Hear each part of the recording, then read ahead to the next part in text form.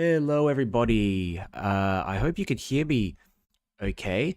I've got everything all set up, but there was a slight issue with the stream before. So do let me know in the chats, guys, if you can hear me all good. Thank you all for coming along. Really appreciate you being here. I know it's probably quite late for some of you over in the States, but it might be a good little activity to do before bedtime. I can see some chats already. We've got Barb Monday from Vernon, Canada. We've got Nancy. Geez, we've got quite a few people here. Helena's asking, is this a free course? Yep. So it is a free course, and I'm just going to be running through that now. And what I'll do afterwards is, if it's all right with you guys, I just talk about one of my paid programs that I have running. Always have that running, but I'll talk about that afterwards. I just want to go through and teach you guys a little bit about some of the stuff that was requested. So in terms of, I ran a survey some time ago, and a lot of people were asking to talk about layering, to talk a bit about how to do natural landscapes, loose landscapes. So this was I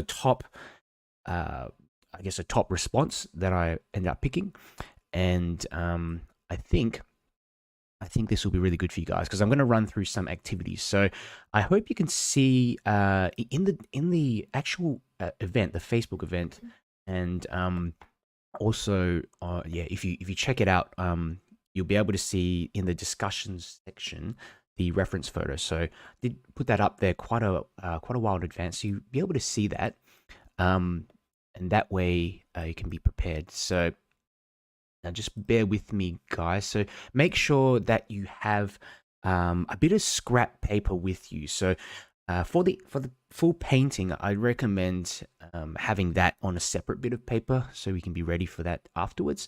But if you can grab out a couple bits of scrap paper, that's going to be really good so we can do some exercises. I know some of you here are probably quite new to watercolor. So before we jump into the actual demonstration and the big painting, I think it's good for me to actually go through some basic things like color, how to mix colors. I'll talk a bit about layering and show you some layering techniques as well.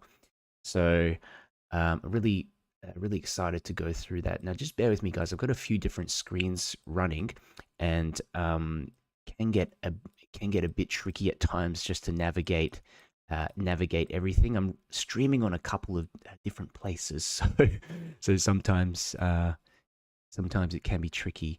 So I'm just having a look. And good to see you, and Francis, one of my friends and students, saying I can hear, but the sound is low. Probably the problem's on my side. Cool. Guys, let me know if you can hear okay. Most people are saying they can hear fine. Marion says can hear you fine. Also, if you can't hear, there is a little on the bottom right hand side of the computer of the video. On the bottom right hand side of the video, just click the little sound icon.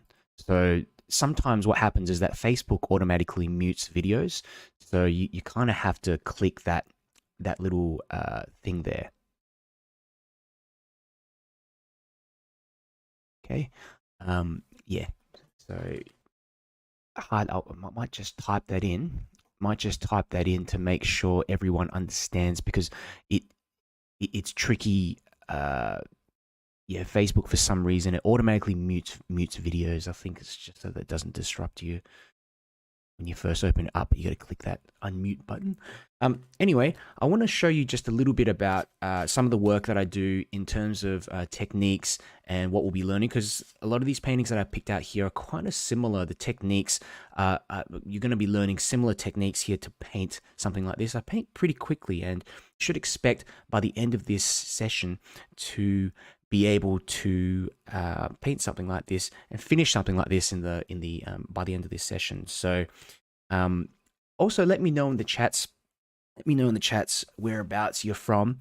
and also what you'd like to get out of this session. And I'll try to keep that in mind for when I go through the demonstration, just in case there's something, a few other things that you guys want to know about. In terms of the session, if you have any questions, just let me know. Type it in the chats and I'll do my best to get back to you. Okay, I've got the chats up on one of my screens, but I'm often not the best at multitasking. So sometimes if I might miss your comment here or there, I do apologize, but I'll try my best.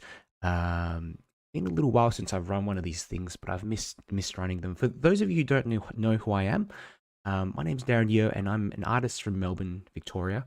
I paint a whole bunch of different things. These days, I'm painting landscapes. I've been really interested in landscapes, but I do portraiture. I do line and wash as well. So show you just a few other things that I've painted. Here's like a street scene that I painted. A few probably looser landscapes like this. Today we're going to be doing a natural landscape. Some of you might be familiar with some of my previous sessions, and you can see I also do a style called line and wash. So it's just using your pen, drawing with a pen, and then going over the top with watercolors.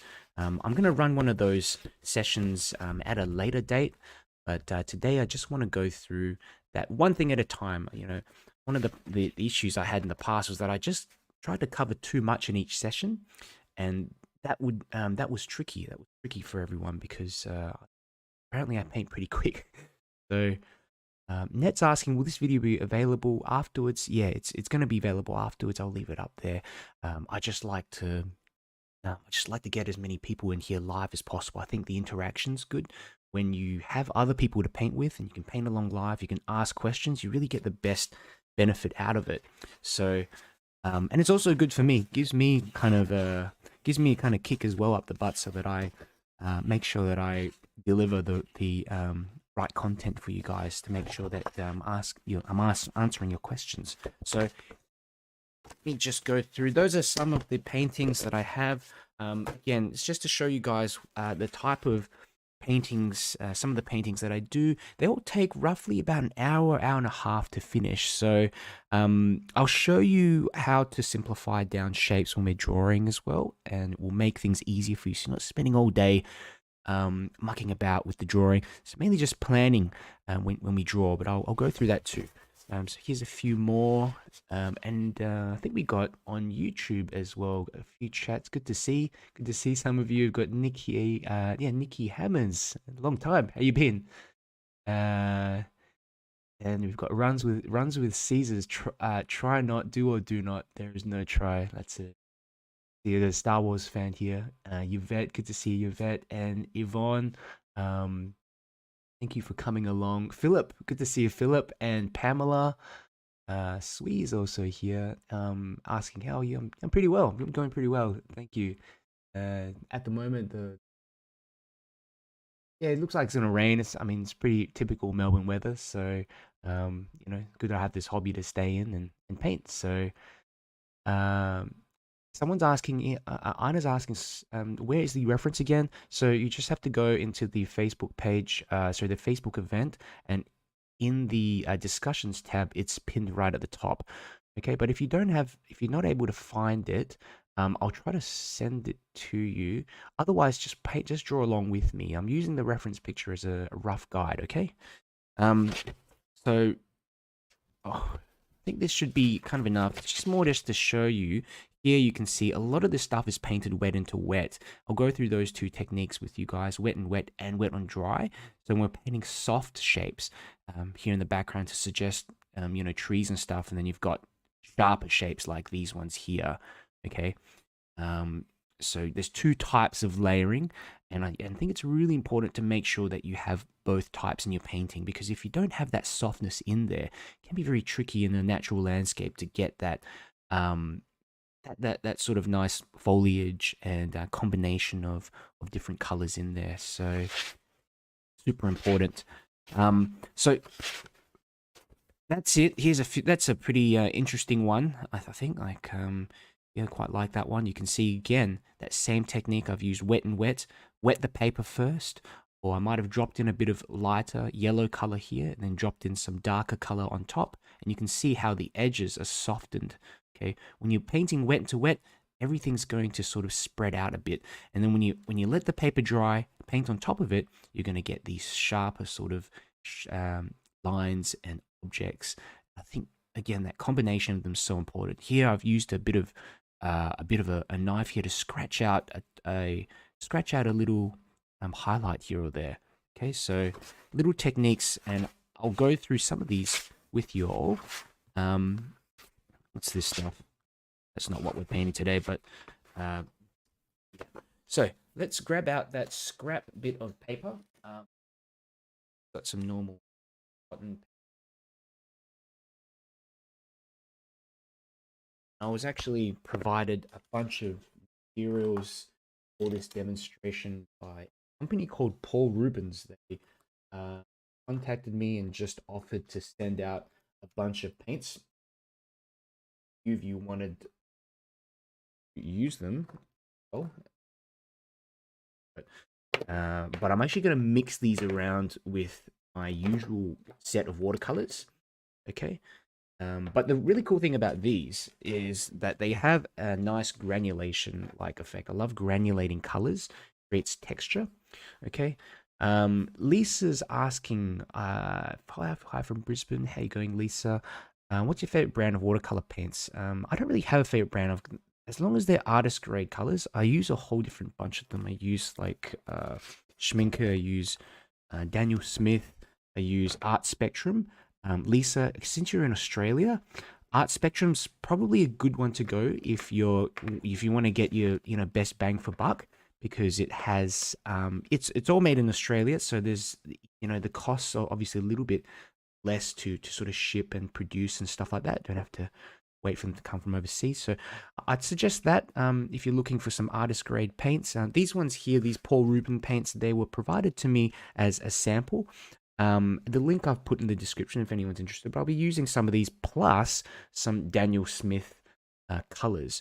And the reason why I'm using some Daniel Smith colors with this as well is because this set doesn't include a yellow and doesn't include any earth tones. And I think it's, especially with a natural landscape like this, you need some kind of earth tones. So that's one thing I wish they'd included in here. But if you have your own, if you've got your own yellow and stuff like that, then you're fine.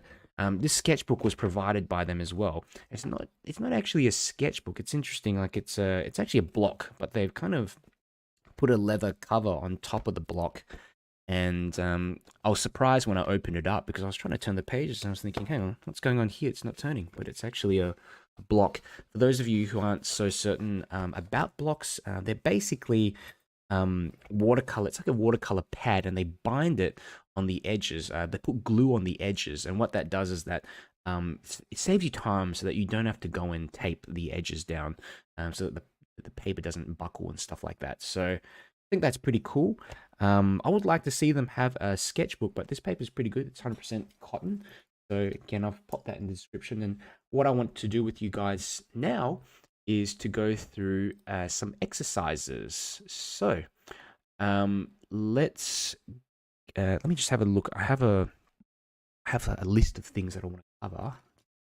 So firstly, let's talk about techniques, color mixing. Okay, so I do have a bunch of colors here. I'll probably just squeeze out a few different greens so that I have a good mixture of them. I've got a bit of this. It's called blue green. The Paul Rubens blue green. I've also got Daniel Smith. I've forgotten what it's called now. Undersea green. Daniel Smith undersea green. I love that color, and I've used it quite often in a lot of my paintings because it has a lovely granulation effect. And the reason why I wanted to try these ones as well is because they're known for the kind of granulation. It's a personal choice. And I think at the end of the day, just use whatever colors you have. But, by trying different different watercolors and especially granulating and non-granulating paints, you end up finding something that works for you. So some people prefer a smoother, more transparent sort of look. And some people prefer a little bit more texture, a little bit more unevenness in the drawing. I think granulating paints work really well with natural landscape. So, bit of color mixing, guys. I just want to show you some basics of color mixing. Okay, so what I mentioned, um, what I mentioned was basically to have your primary colors. So a yellow, have a red, and have a blue. Those are the main colors that you're going to need for this session. Okay, so let's pick up a little bit of yellow. Um, okay, and what we're going to do here in the palette, we're just going to mix up a bit of that yellow. Okay, the amount of water that you put in here is really important. Watercolors, the more water that you mix in with your color, the lighter that color is going to be. Okay, so there we go. Got a bit of yellow. What I tend to do is, when I started out, I just used to mix my primaries. So if I want to make a bit of green, and green's going to be a really important color for today, just put a bit of yellow and a bit of blue. The more blue that you mix in with that yellow, the darker that green's going to become, and it's going to become more of a blue sort of green color like that. Okay, I can add a bit more yellow in there like this, and then it turns into a lighter green. Okay. I can even keep mixing more blue in there, a lot more blue, a higher concentration, and then we can have like a kind of like a darker phthalo blue color like that, as you can see.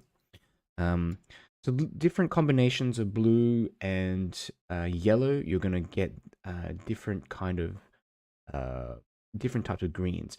Now, mixing on the paper is just as important as mixing on your palette. And I think I emphasize that a lot in the previous demonstrations for those of you who've been here. I have a pre-mixed green. It just makes it a lot easier so that I don't have to mix my primaries together. But again, I also mix my greens together when I just want something a little bit different, because you don't want everything to be the same, the exact same hue. Some different greens, like in nature, you get a few different, especially in this reference photo here. You've got different combinations of greens. It's kind of muted greens as well, some browns, yellows, and stuff like that for the rocks. Okay, and don't be put off by the reference photo, because I know it looks complicated. The good thing is that we can pick and choose what we want to include in there. So often we, as artists, you look at that reference picture and you just think, geez, I can't do this. This is too much. But at the end of the day, you have to remember that we're not trying to replicate that photo exactly. We're trying to create an impression of it. Okay, a few rocks here and there, a few trees there, some trees in the background, a bit of sunlight. That will do you well. Not trying to get a photorealistic representation of this. Style's not really like that, and I think a lot of people prefer to inject a bit of their own personality, a bit of what they see. You might not like a tree or a rock in a specific place. You don't have to put that in there. So just keep that in mind. What was I doing again? So I was going through a bit of mixing, bit of color mixing. Now, what I'll show you is something called wet and wet. Wet and wet. So let's say I got a bit of orange here. Okay, very light orange. I'm just wetting this paper. Okay, a bit of orange. It'd be like I don't know, it could be a bit of a sunset or something. Let's put a bit of blue here. Got a bit of blue at the top, and you can see how that blue is starting to sort of melt into that orange. Okay, letting it sort of mingle a bit like that. Okay, so we're letting the colors mix on the paper. Then it comes down to this kind of orangey bit at the bottom here. Okay, and let's say we want at the bottom a bit of land, something like that. So I can just pick up a bit of, I don't know, a bit of brown. Chuck in a bit of brown or something here. Okay, there we go. See, a lot of this stuff here, we got soft edges where the brown or the darker color sort of starts going into the sky and stuff like that. Okay. Let's have a look. What we are seeing now isn't very bright. Hard to see your colors. Let me just pop the brightness a little bit. Let me know. You can see better. Sometimes I've got to adjust the camera, and you might want to pop the brightness on your screen as well, Barb. I hope that looks a little bit. Better for you guys. Yeah, I always have to constantly adjust this thing. I'm still learning how to use this camera effectively. So thank you for that, Barb. I think that should be okay. So Now we've still got this area that's wet, and maybe this can just something just implying some trees or some bushes or something like that in the background. Say I want to add some clouds. Let's pick up a bit of purple for instance, and I'm just going to drop that in here, okay, to the top, and you can see just creating these little clouds, tiny little clouds in the sky. And in terms of the amount of color, I'm using less water and more paint to put in these clouds. I went and dropped in a whole lot of water in there, a very watery, watered down purple or whatever. What's going to happen is that we're going to get a big bloom there. So I tend to make sure whatever, if you're painting into a wet area, you're using a little bit more thicker paint. Okay, you're making that paint a bit thicker than the area that you're going into, and that's gonna save you from getting those annoying blooms. And the funny thing is that I actually try to get those blooms in. Try to get those blooms in purposely at times. Just depends on where you want them. So I find that blooms are good to indicate bits of shrub or more abstract bits and pieces. So this is a wet on wet technique, guys. Again, if you've got questions, do let me know. Let me know in the chats. I'll do my best to get back to you.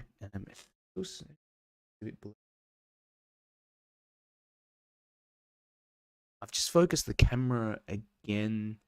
Focus the camera again.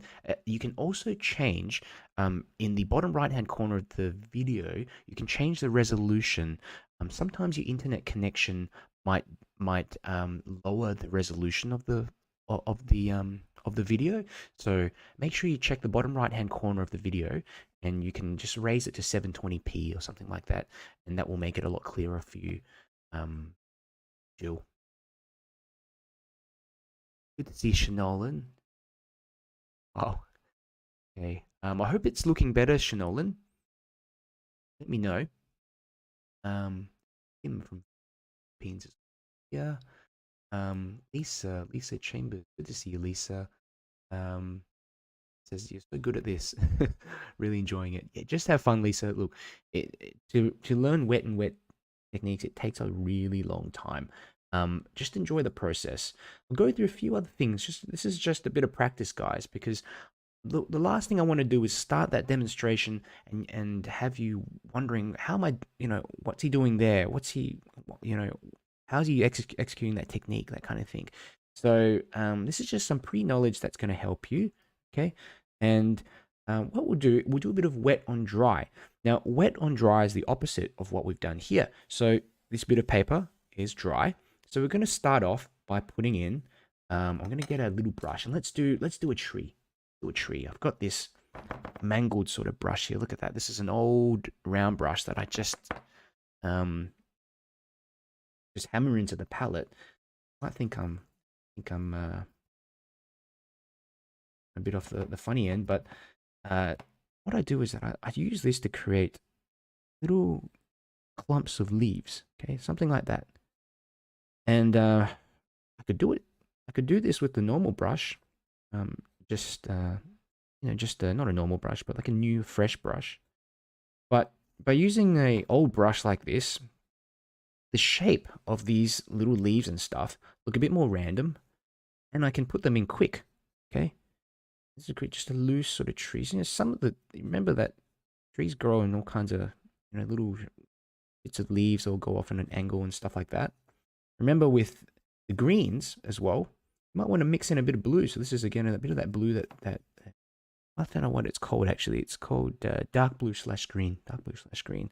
So having another bit of darker sort of color in here, well, just in some areas of the bottom of the leaves. Okay.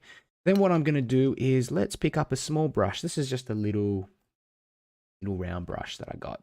Okay, pick up a bit of that. Maybe some brown. Let's get some kind of browny sort of color in here. Let's try this, okay? And I'm just adding in a bit of brown and a bit of neutral tint. Neutral tint is just a dark color. It's just like black. But use, if you don't have neutral tint, mix your primaries together and you can get yourself a darker color. So what I'm doing here, I'm just trying to create some branches, okay? And maybe a bottom part of the tree there. Look at that. Connect them up. And also this is a tiny bit of wet and wet technique. As you can see, as I'm drawing in these branches, painting in these branches, they go into the wet areas of the, what you call them, the leaves. And you get a bit of mixing in there. Okay? A bit of mixing. So using the end of your brush, how you hold the brush is important. Hold it at the end and you get a bit more of a looser feel. Doing these little practice sketches will help you so much to paint trees and bits and pieces. Look at that. I've already got in a few of them and there's not even, you know, just a few minutes really just to paint these in. Sometimes you might get a shadow or something. Put a bit of shadow here on the ground. That. Light sources again, another thing to learn. It's a lot to cover, and remember that it takes time, and I will explain some of these things as we go through this demonstration. Okay, but don't expect to pick it all up at once. It's a really long process, and enjoy the process. That's the important thing. Now, what you can do, get in little bits of grass, little blades of grass and stuff like that. Put a little round brush here. Okay, little round brushes, they work fine. I've got these other ones here. This is a fan brush. It's just a little specialty brush that I have. Creates little, what do you call them? These little marks like this that look kind of like grass. So sometimes I just use this one as a shortcut. Okay, or I can just pick up, try some of this other green. What's this? This is, I'm just having a look. Blue and dark green. Blue and dark green. I have to put little labels on these paints. So now let's put in a bit here. So you can use your round brush as well to get in these tiny little bits of grass here. Check that out. Just feather it in like that. Okay. This is all wet and dry. Okay. So everything that you're putting in here, it's on dry paper. So the difference between this and this is that you get these sharper edges, okay? Sharper edges. And here you get soft edges. So depending on what you paint, you might think to yourself, if I'm painting some clouds, I might want some softer edges in there.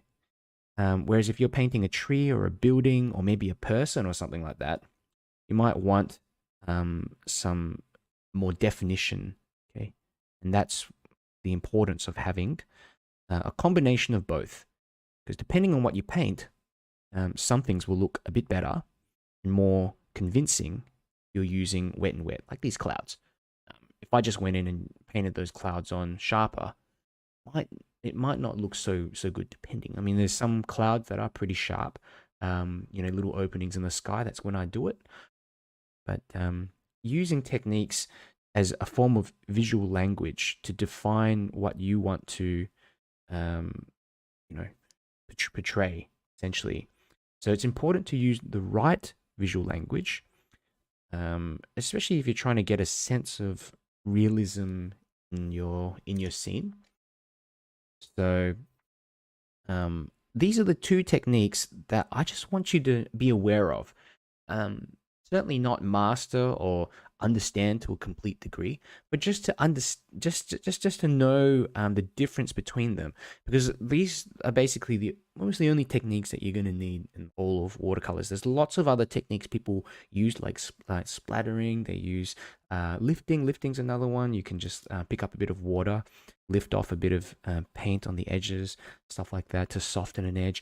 All that kind of stuff, though, is just additional. You have to get these techniques correct first, and practice it a lot. Okay, so let's go through, guys, and I'm just having a look if there's any other chats. Have have a look. Ruth is saying my feed stopped.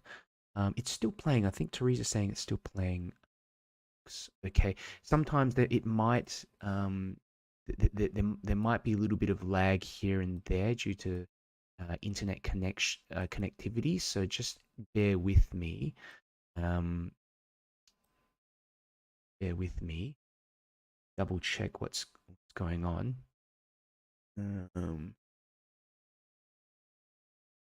Should be. But yeah, let me know, guys, if there's some internet connectivity issues. I might try connecting.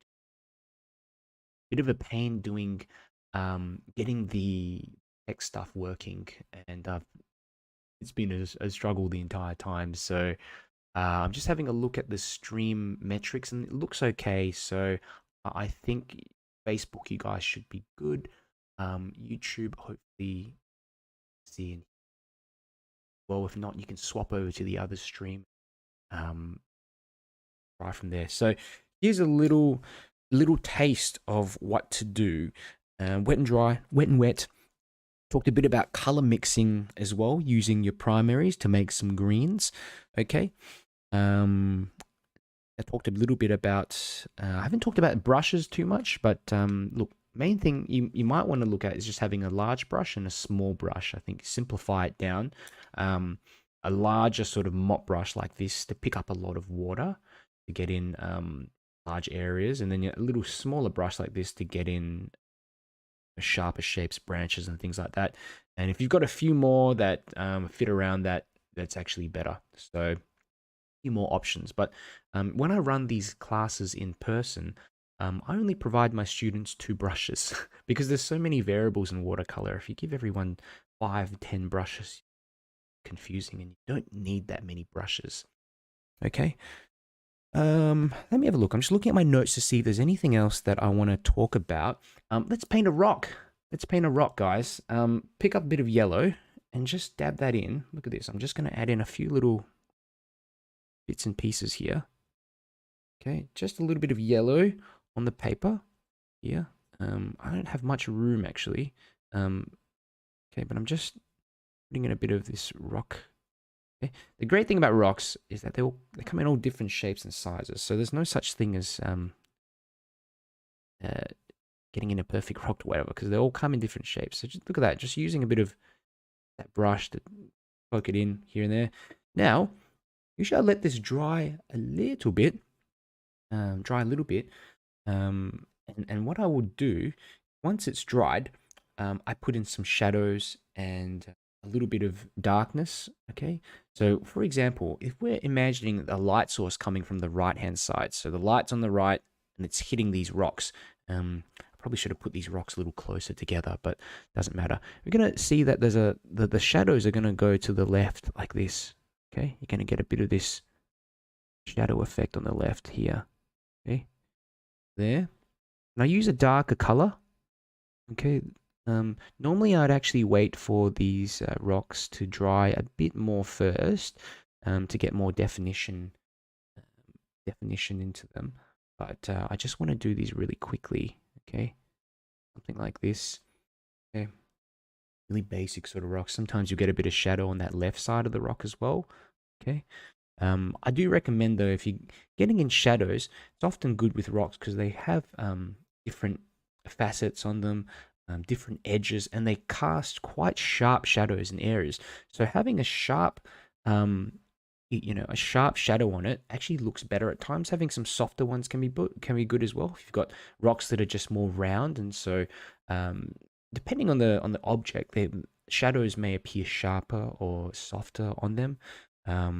So that's just a really quick way. I think I just put in some quick rocks or whatever. So again, little exercise for you guys to try out. So let's go ahead and if you guys have any questions, again, if you want me to demonstrate anything quick for you, let me know. But I think I've covered most of what I wanted to talk about in terms of all the, it's mainly just wet and dry.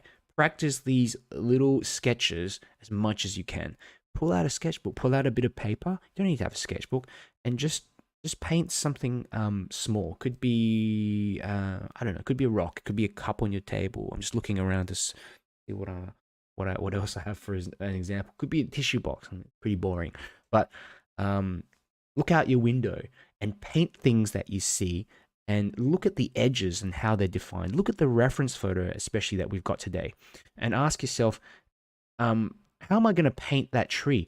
Am I going to, the leaves look a bit softer, so maybe I might use some wet and wet there. And the tree trunks, they look kind of sharp. They really look sharp and defined. So we might have to use some scratching out, or just cut around those trees to create a sharper edge. So always ask what you're painting. Look at exactly what you're painting in your subject, and think, what type of visual language am I going to use to paint that? And if you use the right visual language, and I say right because I think not really, with art sometimes there's not really a right and wrong, but I'm talking about when you're trying to get a representation of what you see, choosing a technique that's able to achieve likeness of whatever you're trying to portray is super important. And a lot of frustrations people have in watercolors is layering, and just knowing when to go in, and stopping all your colors from mixing together and creating a big mess. So, a bit of talking for me. I hope that was helpful. Yvette says, I like the idea of two brushes. Yeah, keep it simple, right? Um, and I hope you're, Yvette, I hope you're still painting pretty regularly. I know you were in some exhibitions and stuff before, so you're doing very well. And how's your beach landscapes going? Um, Alrighty, guys, let's continue. I'm gonna pull out another bit of paper. We're gonna get started on our actual demonstration now. Near the end, if you guys have anything that you want me to run through as well, I can actually take some requests as well if you want to learn how to paint little bits and pieces. I can't think of anything else at the moment. I don't want to overwhelm you. Okay, so I've got a bit of paper that I've taped down on a bit of plastic. Okay. And that's one of the good things about using a watercolor block as well, is that you don't have to tape down the edges. Yeah, I'm a bit lazy, admittedly, in terms of taping down areas, but I do it for these ones. And but in terms of my everyday sketching, I just sketch straight onto the page, and I don't worry about buckling and stuff like that. I think that looks okay.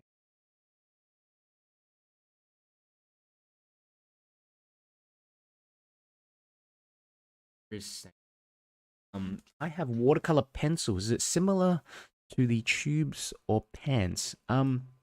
Watercolor pencils are quite different, Lisa. Watercolor pencils, they basically, what you can do, you can probably use a separate bit of paper and just draw on that paper, and then you can wet that area of the pencil, and then that sort of just becomes paint. Um, I would say it's like closer to the pans because it comes in a dry, dry format. Tubes, they all come out in liquid, and it's very easy to re-wet to mix a large area of paint. I think that's the advantage of tubes. I'm having a look at a few.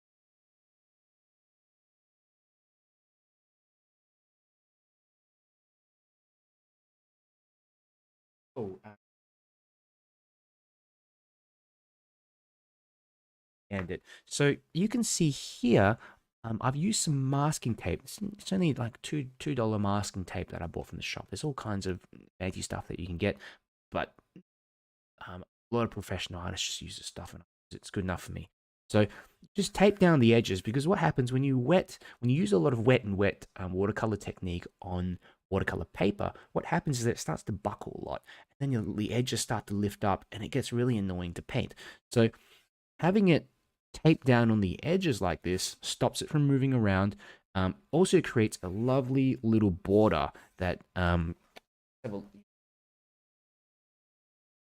this one that I did the other day. This nice little border on the outside. So when you peel off that tape, you have that immediate pop of the subject it looks neater without framing it. And I think watercolors benefits quite a lot from this nice framing effect. So I hope that answers your question, Rochelle. Um, let's go ahead, guys, and let's tackle this drawing, okay? And as you can see, like I've actually got the page on a funny angle. I don't know whether I should just turn it this way. Let's do a vertical one. It's actually going to turn it into a. I actually wanted to change it up to make it landscape, but I don't want to confuse you guys too much. We'll try to just tackle it as the photo appears, which is a portrait style orientation. Little bit different. Normally, with obviously landscapes, given the name, people in this sort of format, but this is okay as well. Give it a try. All right. So what you want to do with the drawing, you want to have a look right at the back. And we want to see where do the trees kind of go into the ground, especially the ones right at the back. Now, I wouldn't say it's halfway through. It's just about here, just above halfway point. So I'm going to draw a line, a rough little line like this. Okay. Just above the halfway point. You've got a bit of sky up there as well. Okay. We can start putting in a few trees. Okay. And I'm just drawing in a little, I don't know, a little tree here. Go very light and use hold your pencil on the end. This, okay, look at that, just a bit of detail here for these branches. And when you're drawing branches, always remember they kind of start off with thicker limbs like here, and then they sort of branch off into little, almost two little growths like that. Sort of draw them in like that, and not. Again, don't worry too much about the details. Worry more about, not worry, but look at more about the placement of where these trees are. This is, drawing is really important because it helps you compose your painting. Let me see if I can lower the contrast a bit on the video so you can see. It's kind of difficult to see the drawing. I might actually just draw a bit darker, guys. I tend to draw, like fairly light. But you're probably not going to be able to see in the video unless I just actually press down a bit harder. I like to have lighter drawings in there so that the pencil just fades off. Some people use, some people use what you might call it, water soluble pencils as well. Okay, I'm just getting a few of these trees in here in the background. Okay, not necessarily exactly as the reference, but another bit of shrub or something like that. Having a few trees that look a bit more defined in a scene like this is so important because we have a lot of when we do some wet on wet watercolors, a lot of this detail is softened down and it can be tricky to see exactly what's in there. Having a few pops of sharpness in here makes it easy to certainly then give context to what is going on in here. If you've got too much softness, I mean, I love soft watercolors and the appearance of them, but you can also lose what is going on in there. You know, you don't want to look at a painting and think, what is that? I think when you look at a painting, you should be able to, especially a painting like this, you should be able to look at it and show it to someone and they should be able to say, okay, yeah, that's a tree. Looks like a landscape. Even perhaps identify a general location of where it is. I'm just looking. Shadows. This is an interesting sort of shadow patterns in here. The shadows are going to the left. I've colored that bit in wrong. Yeah, so shadows running to the left of the rock, okay? Because the light source is coming from the right-hand side. When you've got light from the right, it's going to hit the right-hand side of this rock, and then on the left side, you're going to get a bit of shadow. I'm not going to put that in too much. We'll go put in this riverbank as well, like a creek or a riverbank, okay? Come in like this. Know that it goes just around the top there. Let's have a look where the riverbank ends. The bottom of the page, about here, sort of stops around there. I like this composition. It kind of leads you in. It's important to pick photos that have a bit more potential. I mean, at the end of the day, I mean, I've seen artists that can come up with just amazing compositions from very, very little, very simple photograph. So, um, while I say, pick a good photograph, pick something with, uh, in terms of this sort of composition, it's got a bit of a leading in. We've got lots of shadows, lots of details of rocks and stuff like that. Um, Also, try to make your own compositions. Don't feel like you have to sift through photos to find that perfect one. I'm guilty of this myself, and I spend too long trying to find that perfect photo. And at the end of the day, I think you should be spending more time painting. Now, this here is I don't know, it's like a tree stump or something here on the riverbank. Okay, so just a little something to indicate that. And there's a couple of branches. Looks like a large branch wading in the water somewhere. I don't know if I'll put that in later, but I'll just look at that, just a little something like that. Okay. Um, this tree here, the shadow of it. I don't know why it's kind of. I think what would be best is I may omit this larger shadow up here, or I'll just put it in on an angle more like that, a bit more like this, coming through. Okay, this shadow, it's like a tree shadow coming in from that right hand side. It's from a tree that's off somewhere. These rocks, look at them. I'm just drawing in the shape of the rock. Always remember when you're drawing, don't try to try to think of it as a shape. Try to break it down. I mean, that looks kind of circular. I'll draw in kind of circle there in the water. So this is some kind of bush or shrub. Bit of shrub here, something growing in the water. Here, you often get these little shrubs that grow around the riverbank. That's good. There are some reflections in the water here. I'm interested how to tackle these ones, actually. I was a bit worried about how I was going to tackle them, but we'll figure it out in a moment. I might draw in a bit of that tree.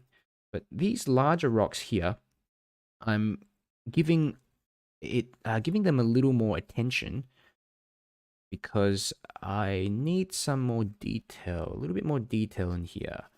Okay, in the water. There's another rock. Remember, look at that bit of shadow on that left side of the rock. Kind of little reflections in the water. We can imply that afterwards. There's some type of like a larger rock formation or something here, or it could be like a riverbank. Hard to see. I think it's a bit of rock. These trees are growing on top of the soil and things on top of this rock here. And you can see in the distance here, there's little rocks. Okay, this is where you can just have a bit of fun. Just pop in a few here and there. Look at that. Just draw in little shapes of these rocks here and there. Remember, as we go into the distance, the rocks become smaller. Everything becomes smaller. So don't want to put a gigantic one out the back there unless that rock is actually that big. Like this one here, there's actually a really big rock here. Generally speaking, to create that sense of depth in your painting, you got to have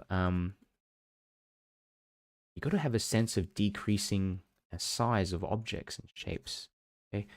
Then we've got this tree here. Again, another tree that I think would benefit from a bit more detailing. I'm going to just make it a bit larger as well. Look at how I'm just changing the shape of that tree to make it kind of curve to the right, to the left kind of thing like that. See I think these are white gum trees. You can see them just, the branches, they straight up like that. And these things can be dangerous in Australia. I know the branches just fall off suddenly, so you don't want to be standing underneath them. Again, these trees got a bit of this foliage around there. I don't want to draw in all the foliage, just a bit of indication of it with the pencil so that I know where to, I guess, stop roughly later when I put in a bit of the green. Okay, but look at this tree trunk, and we go really dark, guys, so you can see what I've done. Normally I don't go this dark, but and I've detailed this one a little bit more. And spend as much time as you need on the drawing. Okay, I can draw a little bit faster because I've been doing these for quite some time. But don't feel like you have to rush through it. Okay, if you need a bit more time, just take the extra time, and also um, lower the speed of this video. There's an option, I think, to lower the speed of the video. We can always rewatch it later too. Look at that, just that, that. Okay, it kind of comes up into a V shape. This is interesting. I like that tree there. Little ones in the background. I mean, it's hard to see exactly what's there. Um, but the main things I would say are just looking at the big shapes here. And in the water here, there is a bit of a reflection. See that reflection of the here. I think we'll try to do a bit of cutting around this tree afterwards. I might use some gouache. It can be tricky to cut around stuff in the water, so I don't want to overdo it. Maybe just a little impression of a reflection. That okay. Have a look in here again. Might want to put a few more rocks. I'm thinking like it would be nice to have some rocks in here. There's just you know, just some other rocks that kind of lead you closer to the front. Bigger ones. Okay, maybe a big one here. I don't know if I'll actually include this later. See, riverbank, a bit of a shrub here. Okay, pretty simple drawing. Pretty simple drawing, guys. And I'm not certainly spending all day doing it, but it's just laying out the composition of where you want things to be, so that when you start painting, you're not thinking to yourself, where am I going to put the rocks? Where am I going to put the grass and stuff like that? You've already planned that out in your head. I think painting starts before you even put the brush onto the paper. You're already thinking about how you're going to do it, how you're going to, you know, while you're drawing this rock and you're thinking, is that going to be a sharp sort of shape? Do I need to use a wet and wet technique? Or I'm going to use wet and dry. Okay, so there we go. Pretty little basic drawing, guys. I hope you are hope you're okay. Net Ross says those trees are called the widow makers. Yeah, I can see why. Let's have a look, guys. Let me know how you're doing. Serena says on the way to the Hampton Food Festival. Hope I can see the video later. Yeah, you can watch it later. But guys, hang around to the end because again, I'm going to go through any questions that you have. I also want to talk a little bit about a course I have. So I hope you have everything in okay. And if you don't, or if you feel like you're not sure, just continue. The most important thing is just to continue. Don't give up because we haven't even started yet. Now, let's start by putting in some color, guys. I'm going to use a bit of blue, a bit of cerulean blue here for the sky. It's a light granulating blue color. If you don't have cerulean blue, just use whatever you've got. You might have some cobalt blue. Dilute that down. I'm using a lot of water in here. I'm using about 90% water, 80 to 90% water. This part of the painting that we're doing here, just this first wash, is the most important part of the painting because it's where we get in all those soft details. Okay, and I try to paint most things wet into wet. And look, we're just going around, and I'm just going to cut around. See how some of these branches here, we want to leave some of them white. Leave some of them white. I might dull them down later, but other than that, I'm just cutting around these trees a little bit like this. Take your time. Okay. Make sure you've got a lot of water in here. You want this to just, you want this color to appear almost too light. Just quite a weak blue in there. Okay, and it's going to look better, much better, once we have some darkness running through. Okay, but until we have that, it's going to look a bit out of place. And you've got to remember that watercolors is a additive process. So you're layering over the top of a dish of your colors to create detail. So often people at this stage, they look at their painting and they just give up.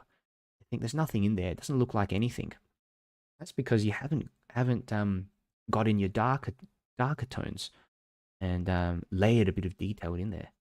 So most important thing, paint, finish adding all your layers, and I'll show you how to do that.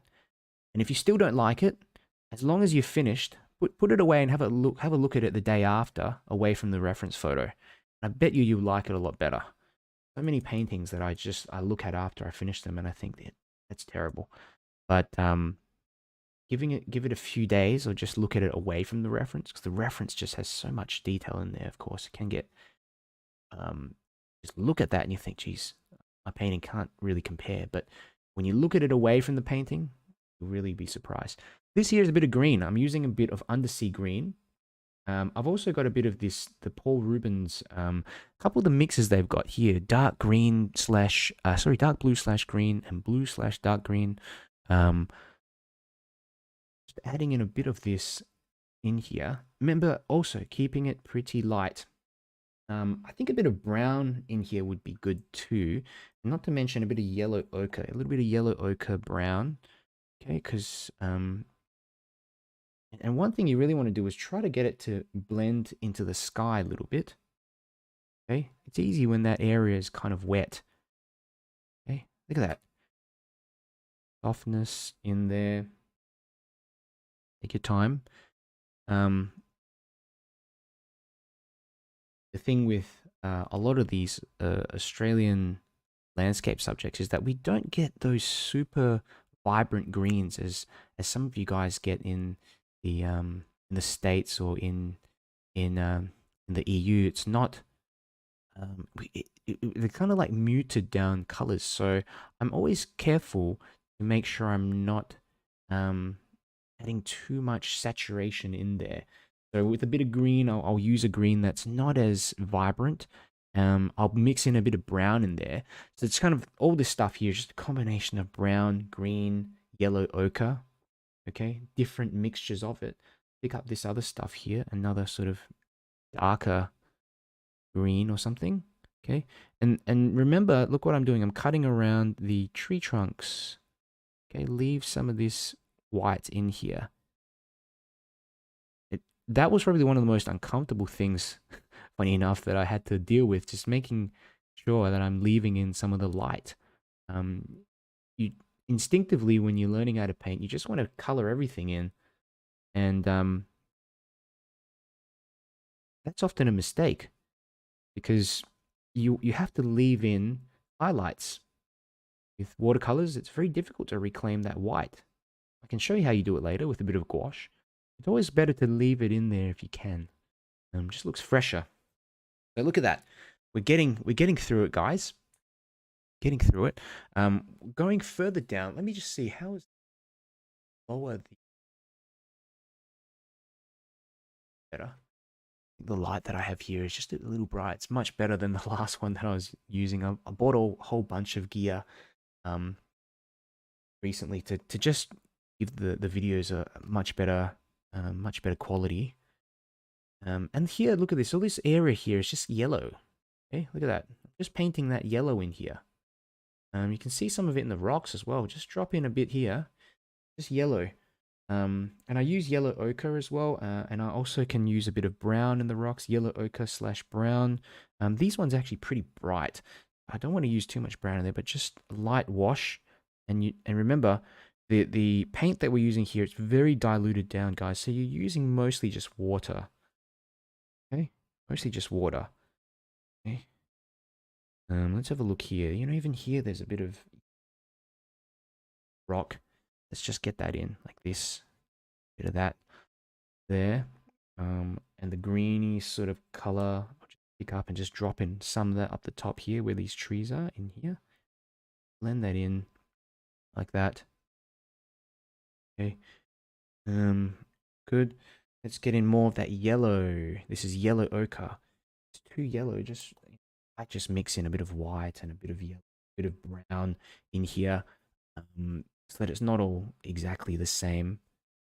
Let's have a look here. There's and I always like to try to paint in the yellowy areas first. And you might be wondering, why am I just focusing on all this yellow stuff first? Well, the thing is when you're mixing yellows, it's so easy for this all to turn green. Not careful, um, everything can just turn into green. So by getting the yellowy areas in first, really oops, stop that from happening. What are we doing? Let's just get this more yellow, bit of brown in here. You know, drop that in. Really helps when you have a mop brush like this, large mop brush. Okay? I'm not even thinking really much about the water yet. I think what I'll do is add in a light bit of blue in the water. See, we've got a bit of this reflected area of the sky. Yeah, just in here, it's not too obvious, but you can see it around the gum trees. Yeah, a little bit of that blue. Okay, and I want that to kind of show through afterwards. So, a little bit of that reflected light in the water. This bit of blue, you can actually see some of it come all the way to the back. And again, really try to keep this light. Okay, really try to keep it light. It might seem weird at the moment. Everything just looks too washed out, but once we get in the darker colors, you'll see what I mean. Okay, bit of blue in here.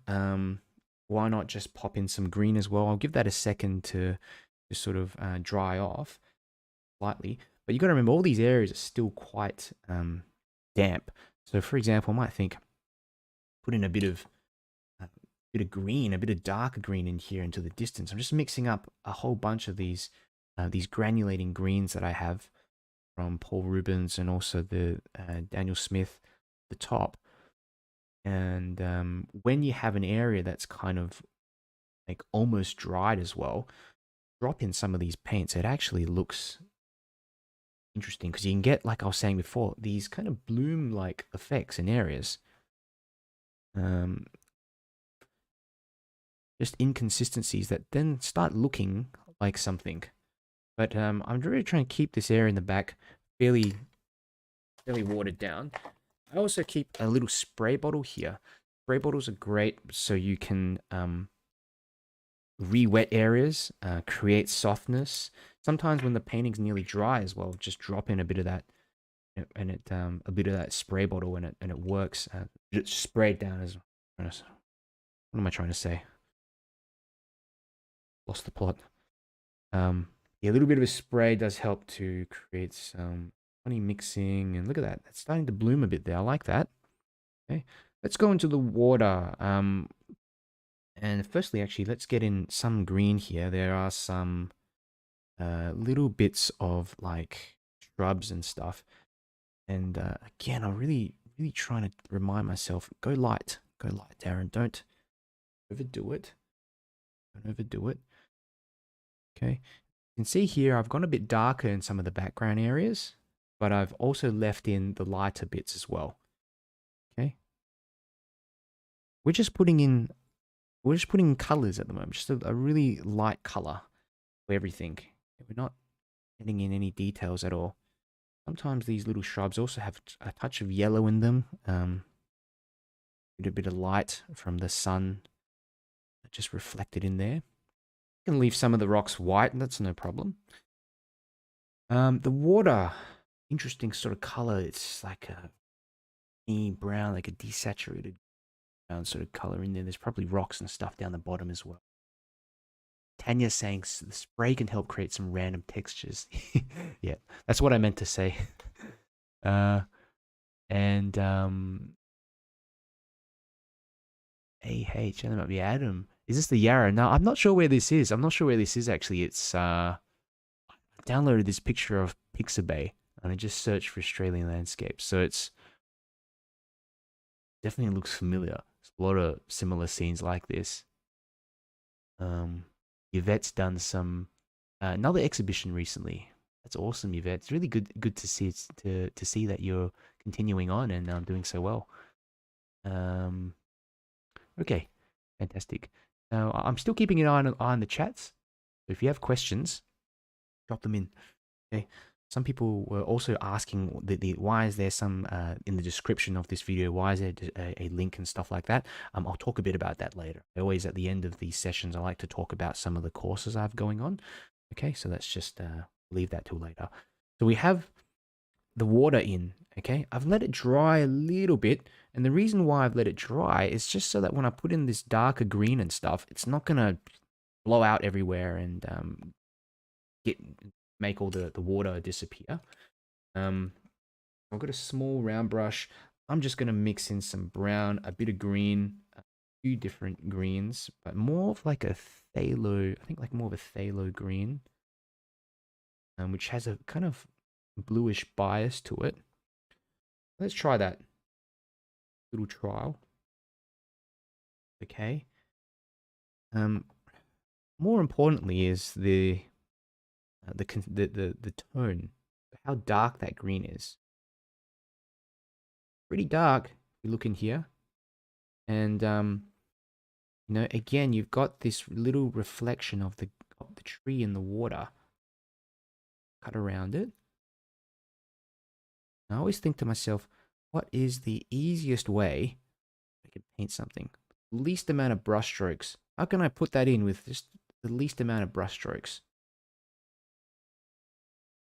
Often with watercolors, especially these looser landscapes, if you go in there and you play around it too much, you lose the beauty of the spontaneity of the watercolors. So you'll notice that it just blooms and does weird stuff. And I used to panic a lot. I used to think, oh no, I've stuffed it. But just let it mix. And around the rocks as well, I sort of leave a tiny bit of this little bit of color, sorry, not really a color, a little bit of white there. Let's put a bit of brown in this water, give it a bit more browny green. Sometimes you got rocks and debris and stuff like that under there. Funny fact, guys, but I'm actually partially colorblind, but red-green color blindness. So if I can do it, I'm sure you guys can one day. So it's funny, a lot of these greens look pretty similar to me. The browns. Okay, bit of this brown here on the top of this rock there. Darken that off a little bit. I like what's happening here in the water. That's going well. Remember, you get one go. Just go through it once and then leave it. Okay, bit of darkness here. Mainly, I'm trying to just paint light and dark. Okay, bit of light, bit of darkness in there. That's all I'm thinking of. Over the top later, what I'll do is we'll add in some bits of some sharper reflections and things like that in the water. But I like what I've done here at the moment. This bit of reflected tree and stuff here in the water. Of course, I think over here we're going to need to do some more, a bit more green and browny sort of color here. Oops, there. Just cut around these rocks, and this, in a way, forms the boundary of the riverbank here. Okay, let's mix a bit into this blue. Mix a bit of this into the blue. Oops, too dark. Doesn't matter. More green. I love these granulating colors. Look what they're doing already. Just got to leave it and let it dry. Call it once it's dried, but don't go back into it too much until it's done its thing. Okay, I've preserved a little bit of this blue here, tiny bit of that blue reflected in the water. Once it starts looking okay like that, just leave it. Just leave it. And I have to emphasize that because I've ruined so many paintings by going back into areas that I thought I could improve. It already looked good, really looked half decent, but I thought I'm just going to add in a few more strokes here, or I'm just define that tree a bit more, and then suddenly I've lost that beautiful freshness. Okay. These trees in the back, I don't know, like, again, there's little bits of this wet and wet stuff that we can do in here. And keep in mind what I said as well, just being careful not to overdo it. But while the area is still wet, you know, why not? Why not just drop in a few bits of darkness and areas in here as well? Sometimes here on the rock, see like a bit of darkness at the bottoms. You know, a lot of this stuff we can actually get in afterwards, but just a touch of whatever in here. Okay, it could be a bit of darkness for these some shrubs just on the left of, or whatever they are. You know, they could be shrubs. They could really good. Let's put in a little bit of these tree leaves and stuff like that. And the leaves are kind of a, I don't know, they're just a very light desaturated sort of color. I'm going to use probably a bit more green and pop in a bit of white as well, tiny bit of white, a little bit of green, because the leaves have a tiny bit of reflected light on them. And this is that, again, this is that mangled sort of brush that I have. Okay.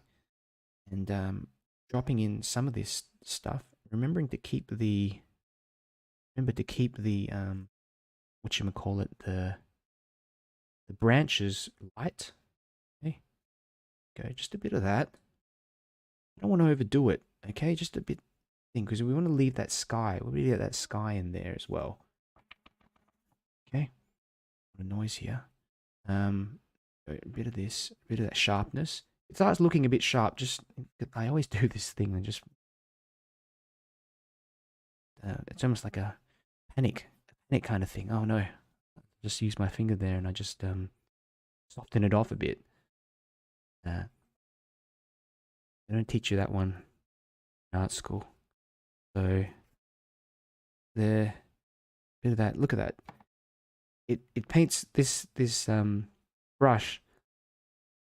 I'm always tempted to throw away. Paints the best leaves. Really does. And keep them soft. That having that atmospheric look where the trees kind of recede into the background. I'm trying to create that a little bit more than in the reference picture. I'm trying to change it up a touch that it just the leaves look a bit softer. Of course, in some areas you've got a bit of sharpness, and I will go back in there again and perhaps sharpen off some of these leaves. It's good to have some sharpness. Okay, I like that. But some of this softness in here also very helpful. And also you've got areas in the back here which are you can see just these little areas in the background. I thought I'll put that in. A tree line just near the sky like that. Okay. I can't tell you exactly how I do this. I'm not entirely sure myself, but one thing to keep in mind is just to look at how dark or how light these areas are, and be patient and just feather it in. Okay. Till it starts, until your mind starts looking at it and thinking that's looking kind of like a tree. Okay. I think that's looking all right. The gum trees are probably a little, like, some of them are a bit more milky kind of color in some areas. So I might soften off some of the color in these ones. It's just a bit of yellow, a bit of reflected yellow here. Okay, just a little bit. But I actually want to preserve a lot of the whites in there as well.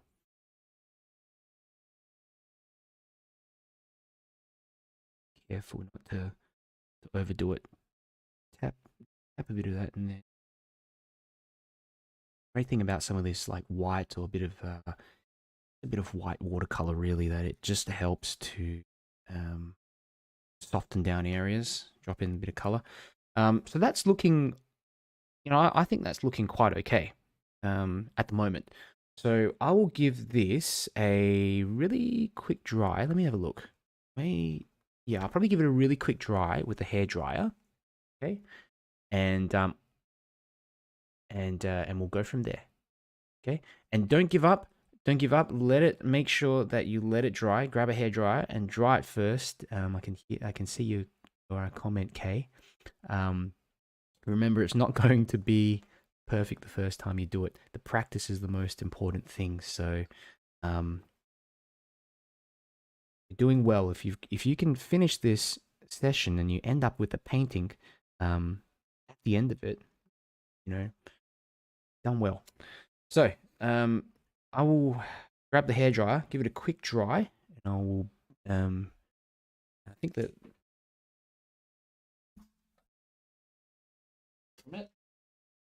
microphone should block the sound.